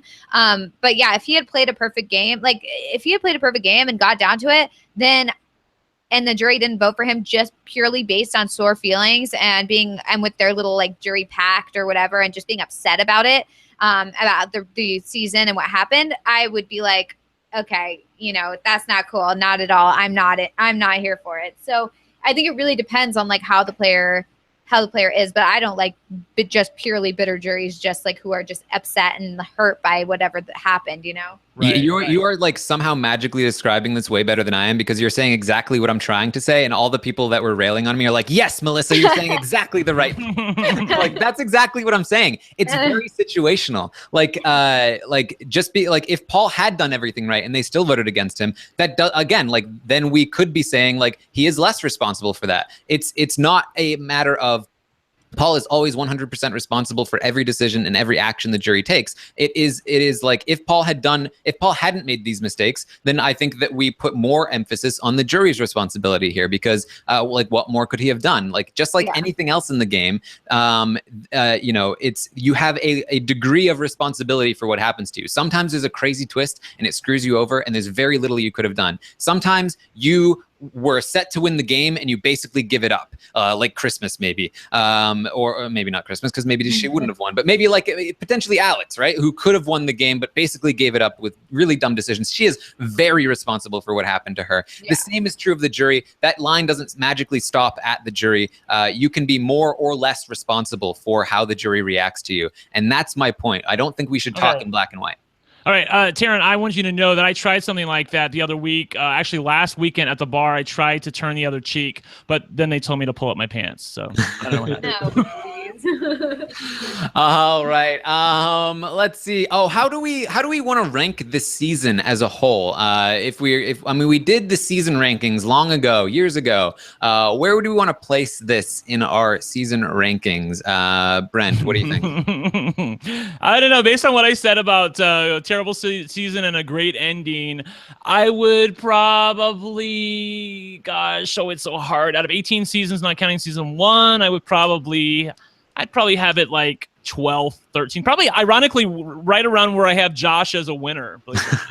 Yeah, I think I would agree with that. Yeah. I don't really know what my ranking is for all the various seasons, but yeah, I think that it was impressive to see what Paul was doing, but it was not great gameplay all around because everyone else wasn't doing anything. So, it was probably lower tier, I think, or mid to low. Well, here's my problem with ranking seasons now is that like I've been podcasting about Big Brother for however long, like years now. Too long. And so my experience as a viewer has changed, where it's like I had a blast this summer. Like I did a podcast every single day, and it was like one of the most fun things ever. And so like when I'm looking at this season, it's like It was great. I loved it. This was awesome. This was like one of the best seasons ever. But if I'm trying to look at it from a viewer's perspective, I think it is probably more like mid-tier, middle of the road kind of thing. I think there were great moments. I think there were great strategic moments. There were great dramatic moments. I think it had a pretty dramatic ending. So I do think that it has a lot of positives, but it never really came together in one coherent thing. And I think that's probably where it falters. Well, yeah, I agree, because it was like the season of Paul, and yet Paul didn't win. Exactly. I mean, it's really hard for me to quantify a season like this. I mean, I'm going to look back at this season. I mean, everything that I think of, Paul touches everything. I mean, Jessica said it best when she was talking about who she would have voted for. Paul, love him or hate him, Paul literally controlled everything. I guess the question that the jury was asking themselves was, they recognized that. It was just a matter of, do we want to give him the money? And 5 of them said, no, we'll pass. By the way, I also wanted to clear up something really quickly about Kevin. We had debated whether or not Kevin was influenced by the jury roundtable at all. He admitted that he was. So I was glad to see that I was right, that he was at the roundtable. And after the roundtable, he did have enough time to basically become embittered like the rest of the jury members. And for a while, it was probably going to be a 6-3 vote. But then after he went back and was sequestered in his own hotel room by himself, yeah. Yes, exactly. With his finger paints. I'm getting there. When he's by himself. And I think honest to God, I think what happened is they had the round table, then they were in a jury house, they did the finger paints, and then they sequestered them. Oh my God. Anyways, I don't know if you caught this, Melissa, but like Brent was so convinced that they weren't sequestered after the roundtable because they all did finger painting, and clearly the technology just isn't there for them to have multiple sets of finger paint. You're a shady bitch. What happened? Oh my God. And he was, even after I pointed it out, he stood his ground and he was like, Rob, I need you to ask them about the finger paint. He didn't listen to me, so we don't know. I guess we'll have to tweet. Maybe Alex can tell us what happened. Actually, Alex has been responding. We should ask Alex what's going on. Alex, most important question. The finger paint. Were you finger painting with Kevin? How many finger paints did you have? Exactly. Anyways, my point is that Kevin said he changed his mind back. Like, he went into jury saying he was going to vote for Paul. Then he said he was going to vote for Josh after listening to the roundtable and feeling a little bit of peer pressure. But then when he was by himself again, he decided, you know what, I'm going to vote for Paul. So that's how that came about. Yes. I mean, and back to our opinions of the season. Like, I agree. Like, thinking back on it, like, I had a ton of fun watching the season. Like, there were so many exciting moments. There was so much, excitement, drama, friendships, not friendships, betrayals. It was, I loved it. I had a great time. I'm thinking in terms of like the gameplay itself. And I think that, like, if I'm thinking of, and I do think that the more involved I am, I agree with Taran, the more involved I am, the more I like a season. So if this was a season back when I really wasn't really watching live feeds, or when I wasn't tweeting about it, or when I wasn't doing the podcast or interacting with people about it, I probably would just have watched it and just like let it pass on by and not really cared about it. But I think because I've been so involved this season, and so it's been so exciting and so great, so I think it totally skews the rankings of it. And I mean, thinking back on how much fun I had, I would rank it a lot higher. So it's tough. Well, I didn't really participate in a ton of the morning updates. I mean, this has basically been a season just like any other season, except I did a few more shows. So I feel like I'm probably the most objective of the three of us. So that's fair. I know, right? I'm like, can we record this date in history right here? I think honestly that it was an okay season. I think also we have to consider the fact too that we were a little bit unlucky that there were no power shifts at all. I mean, everything, it was like BB16. Everything went according to the book. Nothing happened that was outside the bounds of what needed to happen. The most excitement that we got was Mark winning a veto during a double eviction and Whistlenut winning the wall competition when he and Alex were going to be targeted by the rest of the house. I mean, and that just basically delayed the inevitable at that point. That didn't change the course of anything. Yeah, if there was like a coup in the end where, you know, a couple people rose up and went against Paul, this would be like one of the best seasons ever. Like, it would be amazing. But it just kind of petered out in the end. And it was like they had been following this narrative of like Paul is controlling everything. Paul has got his hands in everything as Paul is like on his march to victory. And then all of a sudden Josh wins. And you're like, wait, what? Is the season over now? I know that Paul was bitter that he didn't win $500,000, but frankly, you guys know this. I mean, he should count himself lucky that he got $50,000, Taran, because like up until like, 6 days ago, Josh was going to cut him. I mean, like literally, Josh was waiting until the final 3. Josh was going to do it at final 7. He was thinking about it in final 5. Then he's like, well, I'm going to have to do it at the final 3. And then he eventually changed his mind. But I mean, you can say good work on Paul for, hammering it into his brain that he couldn't win against Christmas. But on the other hand, there was a moment in time where I thought for sure that he would get Vanessa at the final 3. We were talking about what a stupid idiot he was to take Josh to the final 3. Josh did win the final HOH like we talked about. And yes, still, Paul came out with $50,000. I mean, that's a win in my book. I don't know. I don't think Paul needs the money. I think that he would have been better off if he had been cut, as we talked about in the beginning of the podcast. But how do we feel like Paul ranks? This has been something that's been a little bit controversial over the past few days. Because I said basically, looking at Paul's game, if we're ranking him as a non-winner, I don't even have him I don't have him in the top 5 for best non-winners. I don't either. I think that his first season, he played pretty poorly. He didn't know the game. He had a couple moments of brightness, but he got to the end largely because Victor came back twice. Without that, he probably would have been evicted, and then he lost due to his own poor jury management. Second time he comes back, he has a huge advantage. He's a vet. He uses that to his advantage. He uses that as a strategy. He dominates the game for sure. Absolutely amazing game that Paul played in terms of getting to the end. But again, loses because of jury management. Even with such an advantage, even after playing such a dominating game, he still can't even win the jury. I know he came close, but this should have been a slam dunk for him, and it wasn't. So, I mean, especially considering the fact that I count first season as much more valuable than a second season because most people are only going to play once, and that's their shot. And so it's like, I'm sorry, but I think I can easily name 5 people who didn't win. I could easily name like 7 or 8 people that I feel like played better than Paul overall, and that Paul is not as good of a player as. I mean, I feel like this competition was particularly weak, and he had all these advantages, and he still managed to screw it up at the end. And by the way, can we just retire the phrase? Hey, put in a good word for me in jury. I mean, how freaking condescending can you sound, you stupid idiot? Like, I mean, seriously? Like, I mean, Melissa, please tell me you're with me on this. Like, the first time he said that one time to Mark, and I thought, oh God, that sounds awful. And then he just kept saying it over and over again. Yeah, especially when you're the reason they're heading out the door. You're the one giving them the boot, and then you're like, by the way, like, let me win. It's like, okay, that's just so annoying. Right. Hey, Brent, I heard you're the voice of the people. Put in a good word for me with the people, please. People.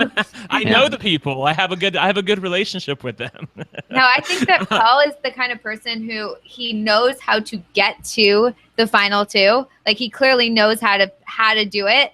He just doesn't know how to pull out the win. Like, he just can't get over that barrier. He cannot, cross that bridge and win.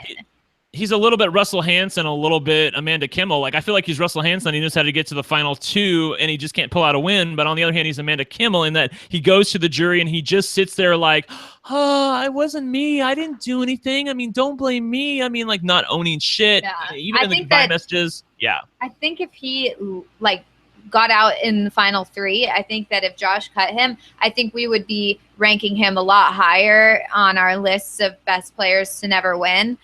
Because I think that we wouldn't know that he wasn't going to own his game. He won, we would just know that, he would have won. He would have owned his game. He would have had a very different approach to the jury. But, now that we know he doesn't, it's hard to rank him up higher. I mean, it's possible that, say, Vanessa gets to the end and she just totally tanks her jury speech and her questions and all that we wouldn't rank her as high as we potentially do now. But, now we know that we don't know what she would have done. So we can't sit there and say that she would have done poorly. We have to assume she would have done well. So I think that totally affects his ranking because he just did not do a great job. Yeah, we have a question from Nicolette on Twitter who asks, how will gameplay be impacted by recruits/fans watching Big Brother 19 in Sequester? What do you think /Hope players will learn from it? They often will play these recent seasons to the players. We often watch seasons like season 16, and that has a big impact on how the recruits play the game, especially. What do we think this season is going to teach people? I don't know. Melissa, Alex was a big fan of season 16, and yet she played freaking terrible. I don't think it teaches him anything. So I remember back when we were talking, and we were saying that we were talking about it was when the bullying was going on, and we were like, if Paul wins this season, it's going to teach people that this is a valid way to play the game, that it's a good way to play the game to pick a target and alienate them and bully people and make them feel bad and make personal attacks. And we were saying that that's, going to validate it if Paul wins. And now that Paul didn't win, I'm hoping that, especially because people were purposely not voting for him because of the bullying, or at least it was brought up. Elena brought it up and Alex brought it up and all that sort of stuff. And people didn't like it, and it cost Paul his game. So I think that that's hopefully going to try and not be as big of a part as the bullying. I hope that that's not a big part. I do think that there might be more confrontations and more, manufactured drama with Josh winning, because they'll see that as a viable strategy. But I'm really hoping that the bullying and the targeting of specific people just to make them, feel alone and bad, hopefully will not be carried over. Cool. I think people are going to emulate Paul, to be honest. I think that they are going to see his success and say, I need to mimic that, and then maybe just change a couple of things at the end, and maybe I'll win. I think that without the context of the feeds and the fan base, if a recruit is watching this in Sequester, they're going to be like, Paul played an amazing game, and he somehow got robbed at the end, but I need to play like Paul. I don't think that they're going to learn that you need to manage bitter juries. I think they're going to look at it and be like, look how close he came. Right? So I wanted to read this to you guys really quickly because I really love the way this person said this. So I can't reveal who they are, but they said, so speaking about Paul, I knew he would flop his jury questions. I watched him last year, and he has these nervous tics. He can't control his face. His confidence seems to evaporate once his ego is even mildly bruised. All on his own, he has no balls. When surrounded by sycophants or behind closed doors, his balls are 3 times too big. Sitting in those chairs, he couldn't hide and didn't have the security of his minions. He exposed himself as selfish, a poor sport, and a terrible friend. He didn't speak from the heart. He paid for it. He will go to his grave saying there was nothing he could do. It was the jury's fault. He had no control. But of course, we know that yes, you could do something. You could ask any Big Brother winner anywhere, and they will tell you what you did wrong, Paul. Taran, how do you feel about that? Yeah, I think that, obviously he failed in a lot of ways. And I think that if another player does, if a new player does try to emulate him, I think that they will be the next Paulie. I think that that's what happens when a new player tries to emulate this kind of strategy. They become Paulie. And I think that Paul himself came close to being Paulie even this season with the advantage of being a vet. So I was going to say that if if Paul was a new player and he tried the strategy that he was doing, there is no way that it would work. There's no way that people would just blindly follow behind him. They'd be like, this guy's annoying and he thinks he's amazing. But because he was loved last season, and because people knew that he had a lot of fans and he had a lot of influence and he had these catchphrases, they wanted to follow him. They wanted to be a part of it. I mean, you even saw in the montage when Jessica was like, oh my God, Paul from Big Brother 18, I have to work with him. That's what people wanted, is they wanted to be the victor to his Paul. And if he was just a new person and nobody knew who he was, they'd be so annoyed with him. They would want him out immediately. They'd be like, well, who is this guy to tell us what to do? He has no idea what's going on, just like the rest of us. So, I think that really, really influenced it. All right. I got a tweet from somebody who's I found a picture of Taran when he lost his first draft, and it's a picture of Paul as he I thought that was great. That was absolutely. I was sobbing along with Paul. I was like, no, I can't. No, not the draft. Not again. I mean, for the first time. So yeah. It happens. All right. It was such a great moment when I just have to say, just to speak from the heart for a second. It was such a great moment when Josh won. His family was so proud of him. I was so proud of him. I mean, did he know all the goings on behind the scenes? Of course not. Was it his amazing strategy game that ended up getting him the win? Of course not. Josh even acknowledged in an interview that if Paul would have owned his game more, that Paul would have won. So I did like seeing that self-awareness from Josh. We saw a little bit of that in the house when we saw that Josh was on to Paul. And that was, by the way, they revealed that to Paul in one of these interviews. They said, did you know that Josh was plotting on getting you out at the final 5? And, Paul was really taken aback by that. So I love seeing Paul on his heels. He's actually much more likable on his heels. I hate seeing him constantly in control and acting like, Melissa never cared. I mean, I can't stand that kind of Paul, but the Paul that is on his heels and is trying to swim upstream, that's the Paul that we all fell in love with the first time.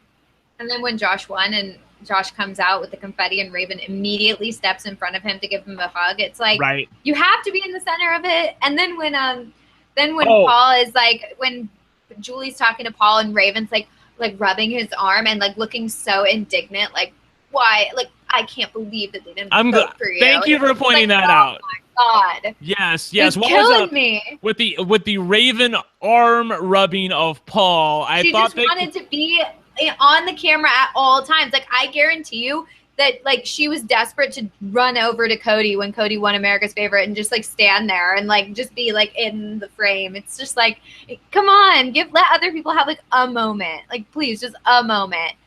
And also I do want to say, if I can toot my own horn, that the past 2 seasons I picked out a random person from the cast list and said that I have a good feeling about this person, and each time I've been right so far. So for Big Brother Canada, I said Dimitri's, and everyone's like, Dimitri's? Why? Who?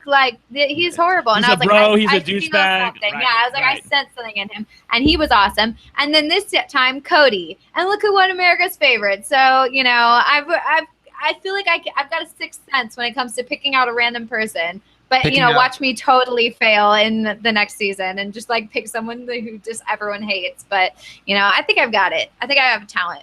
Sounds like you've got a great talent for picking out losers. No. I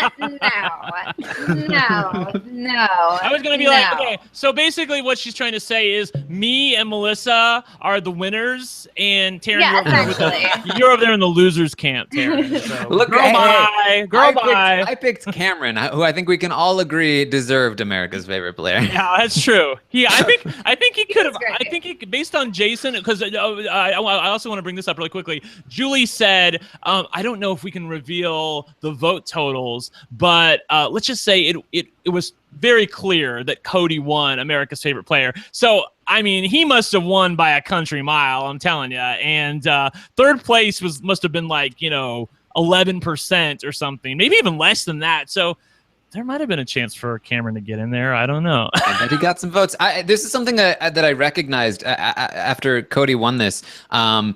I think every single season where there's been somebody who gets a buyback into the game, they have been in the top 3 for fan favorite every single time it's happened. So, James season 9, right. Season 13 is the only one where we're not sure Jeff wins that. We don't know who is in the final or in the top 3, but Brendan certainly absolutely could have been.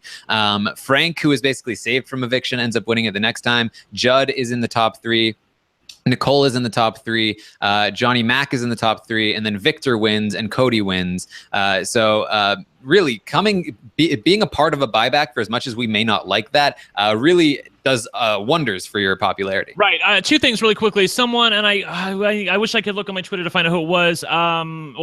They sent me the diary rooms.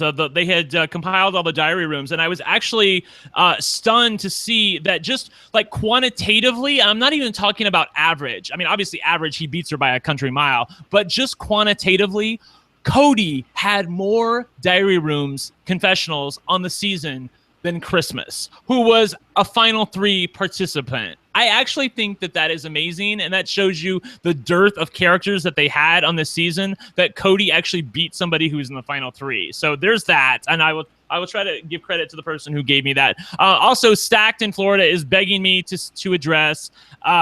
Brent, please address, are Matt, Raven, Kevin, and Christmas better players because they didn't vote bitter? This seems to be a theory that they were all bad because they were bitter. I will just answer the question outright myself. No, I don't think I can give them much credit for quote unquote not voting bitter, because they all had ulterior motives. I mean, maybe Kevin I can give credit to for not voting bitter, but Christmas, she's in love with Paul. I mean, and by the way, how stupid does she sound when she walks up to the key box and she's like, okay, game move, I'm voting for this. Yeah, I'm like, bitch, the game is over. What are you talking about? She's starting the alternative story here, where she's saying, like, because you didn't take me, Josh. It's all part of like this ploy. Yeah. She's a moron. Okay, anyway, so she's a moron. Girl, bye to her. Kevin, okay. Matt and Raven, I still feel like we're drinking the Paul Kool-Aid. I can't tell where the real truth is, Stacked, as far as answering the question, because Matt and Raven, yeah, they did want to vote for Paul, but I feel like that most of that was just them drinking the Paul Kool-Aid. So it's very hard for me to get to where the real truth is. Melissa, are you with me on that, or do you think that I feel like they were still totally snowed by Paul, and I don't think that they were voting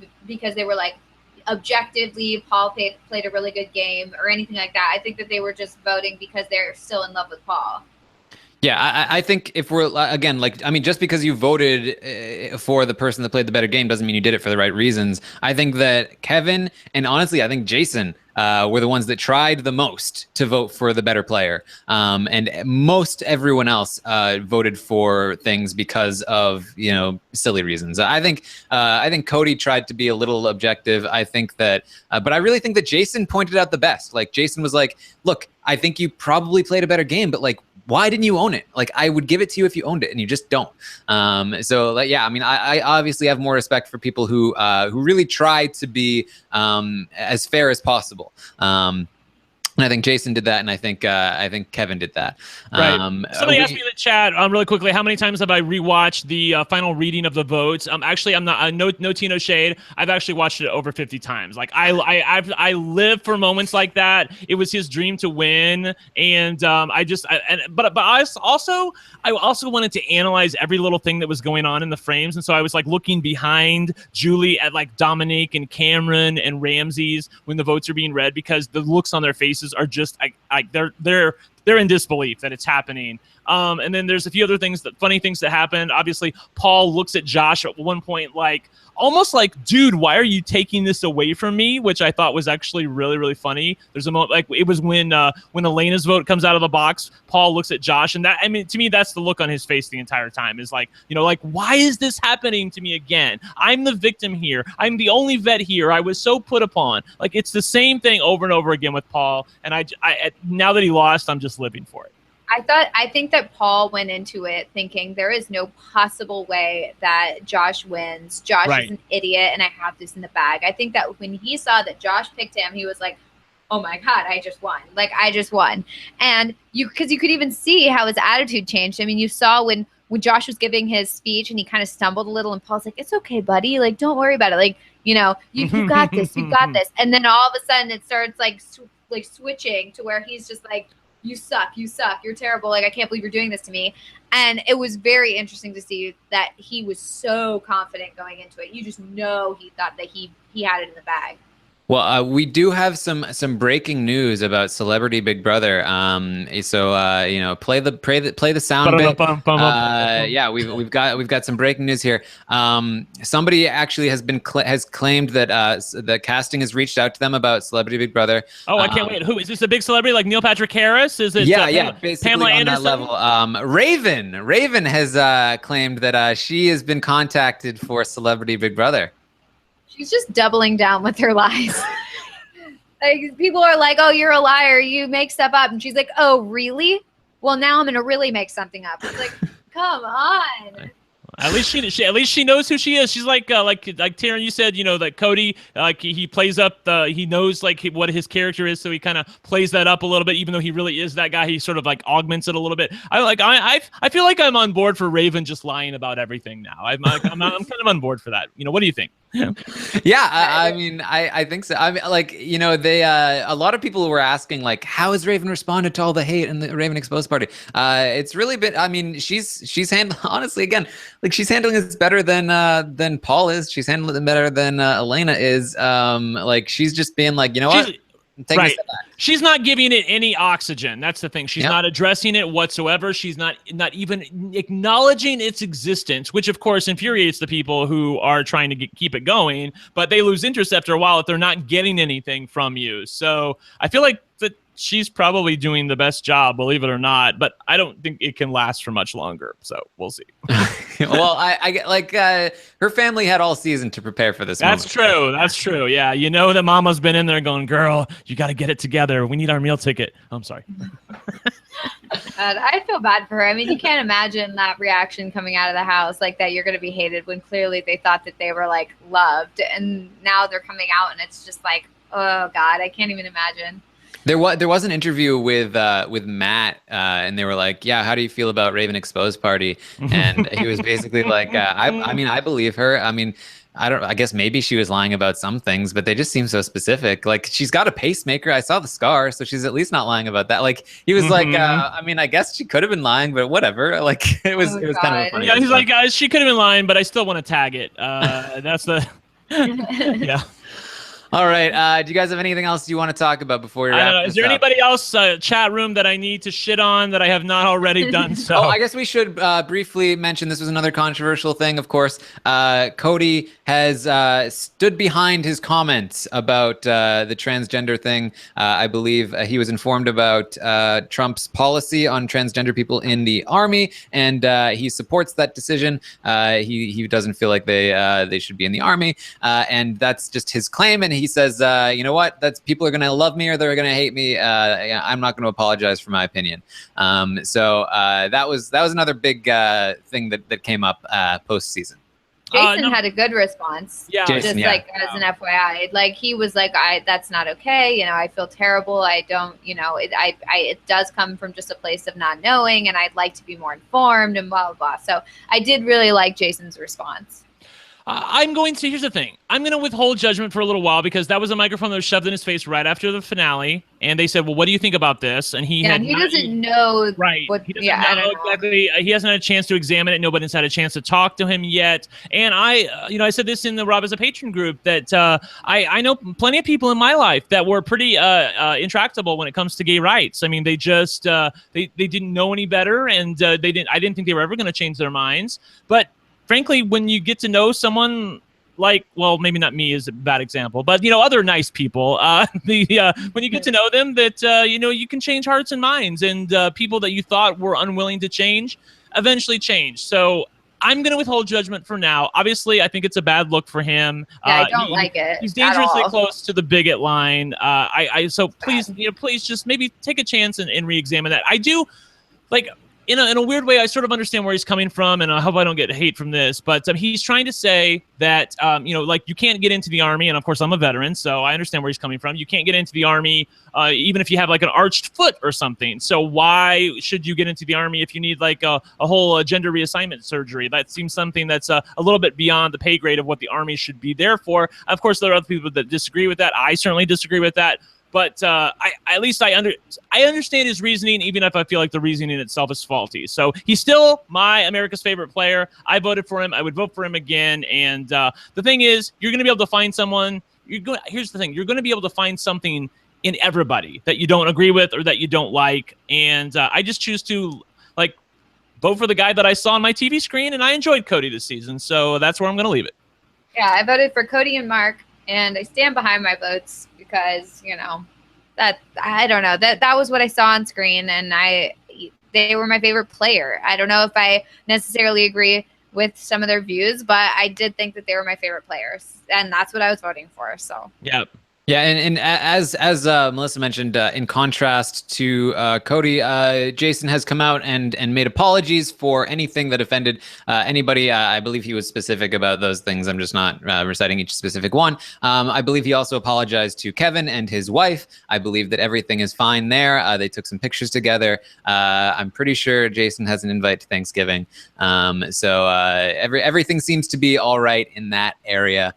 Anything else, guys? I would just like to say that Doom said in the chat that Brent is so dickmatized by Cody. Girl, bye to you, Doom. He's so right. He's so right. I mean, seriously. I mean, he is a really hot guy and everything, but that has nothing to do with why I like him.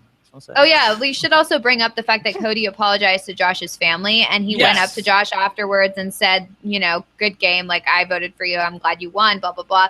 And also went up to his family and apologized for everything and said, look, it was purely game. Like, I really... And if I did anything to upset you, I apologize for that. So I thought that was really good. Yeah. All right. Well, I believe that's all we've got for you. A big, juicy, extra long wrap up for Big Brother 19. Probably our last podcast for the season, unless we bring you some interviews. So stay tuned for that. Survivor 35, Healers versus Heroes versus Hustlers, or whatever the order is coming up soon on Wednesday night. And I am currently working on the finale to First One Out, the podcast series that Josh Wigler has been working on alongside me, and it's good. It's good. Wow, the room is so bright. Taran, you look so pretty with out these sunglasses on. Also, I think it's funny how people keep asking. I've seen on Twitter a bunch like, "Are you gonna have the LFC stuff for Survivor?" It's like, we're like live feed correspondents. Like, they don't have that for Survivor. Hey, you never know. We can talk about Survivor. Right. Occasionally we do it like a draft or something. So we may. I don't think we're not going to do a draft because the show's coming on Wednesday. But we may talk about Survivor sometime. Yeah. Well, like the thing about the draft is that I am spoiled on that first episode because I'm editing this podcast. So really? It wouldn't exactly be fair. You know you know who the first boot is, huh? Well, yeah. Like I said, I'm working on. I'm literally editing the interview with the first boot. I was doing that right before I came on the podcast. Okay. Well, I'm not all the way through the First One Out series yet, so I didn't know where you were going with that. Okay, cool. Yes. So that will be released after the episode airs, after the premiere. So make sure you check out First One Out. It's very, very fun. I really recommend it. Okay. And then also we've got the Taran show. I'll be dropping this one tonight. I talked to Matt Eisman. We got him back. Yay! Yes. So he apologized for canceling on us during the Big Brother season. He came and did the Taran show instead. So I really enjoyed my conversation with Matt. So make sure you check that out. And yeah, as Brent mentioned, like we can talk. We might talk about Survivor at some point. Just give us a holler. Tell us you want to hear it, and maybe we'll show up and talk about it. Somebody in the chat room said, Brent, do you have a winner pick? I'm going to pick the guy in the turtleneck. I can't remember his name, but I'm just picking him because he looks really fun. So whatever. Yeah, I haven't really paid attention to the people. I'm just now getting caught up on all the preseason stuff. So basically, I have 48 hours to listen to like almost all of the preseason stuff. I've only started listening to First One Out like 2 days ago because I honestly didn't know what it was about. I heard good things about it, but then once I figured out what it was about, that I was actually really turned on to it. So I'm gonna try and get through most everything if I can. So I'm picking, what's his name, by the way, the guy in the turtleneck? Ryan. Okay, I'm picking Ryan as my winner pick, and hopefully I don't like totally fall face first and he's the first one out. The chat has devolved into one big Matt impression. They're going, what? Matthew? What?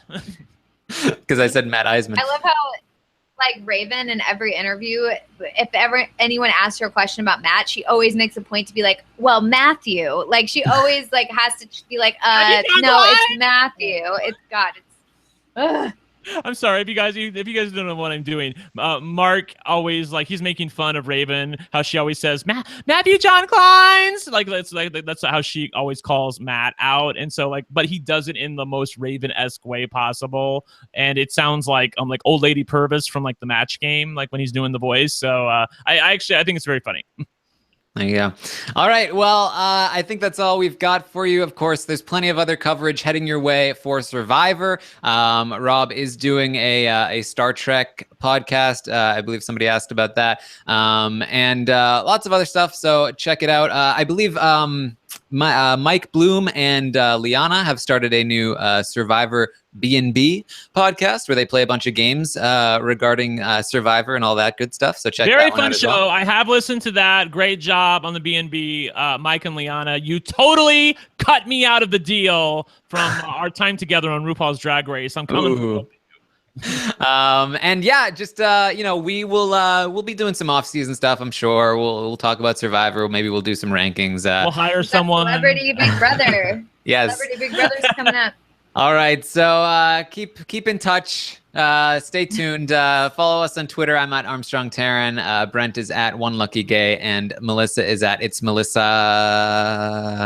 With 3 A's. That's how you pronounce 3 A's. It's like 10 seconds. All right, so thank you everyone for joining us. Do we have a hashtag? Yes. I almost forgot the hashtag. Forgot. Oh my God, we need a hashtag. I saw Big Bitter a long time ago.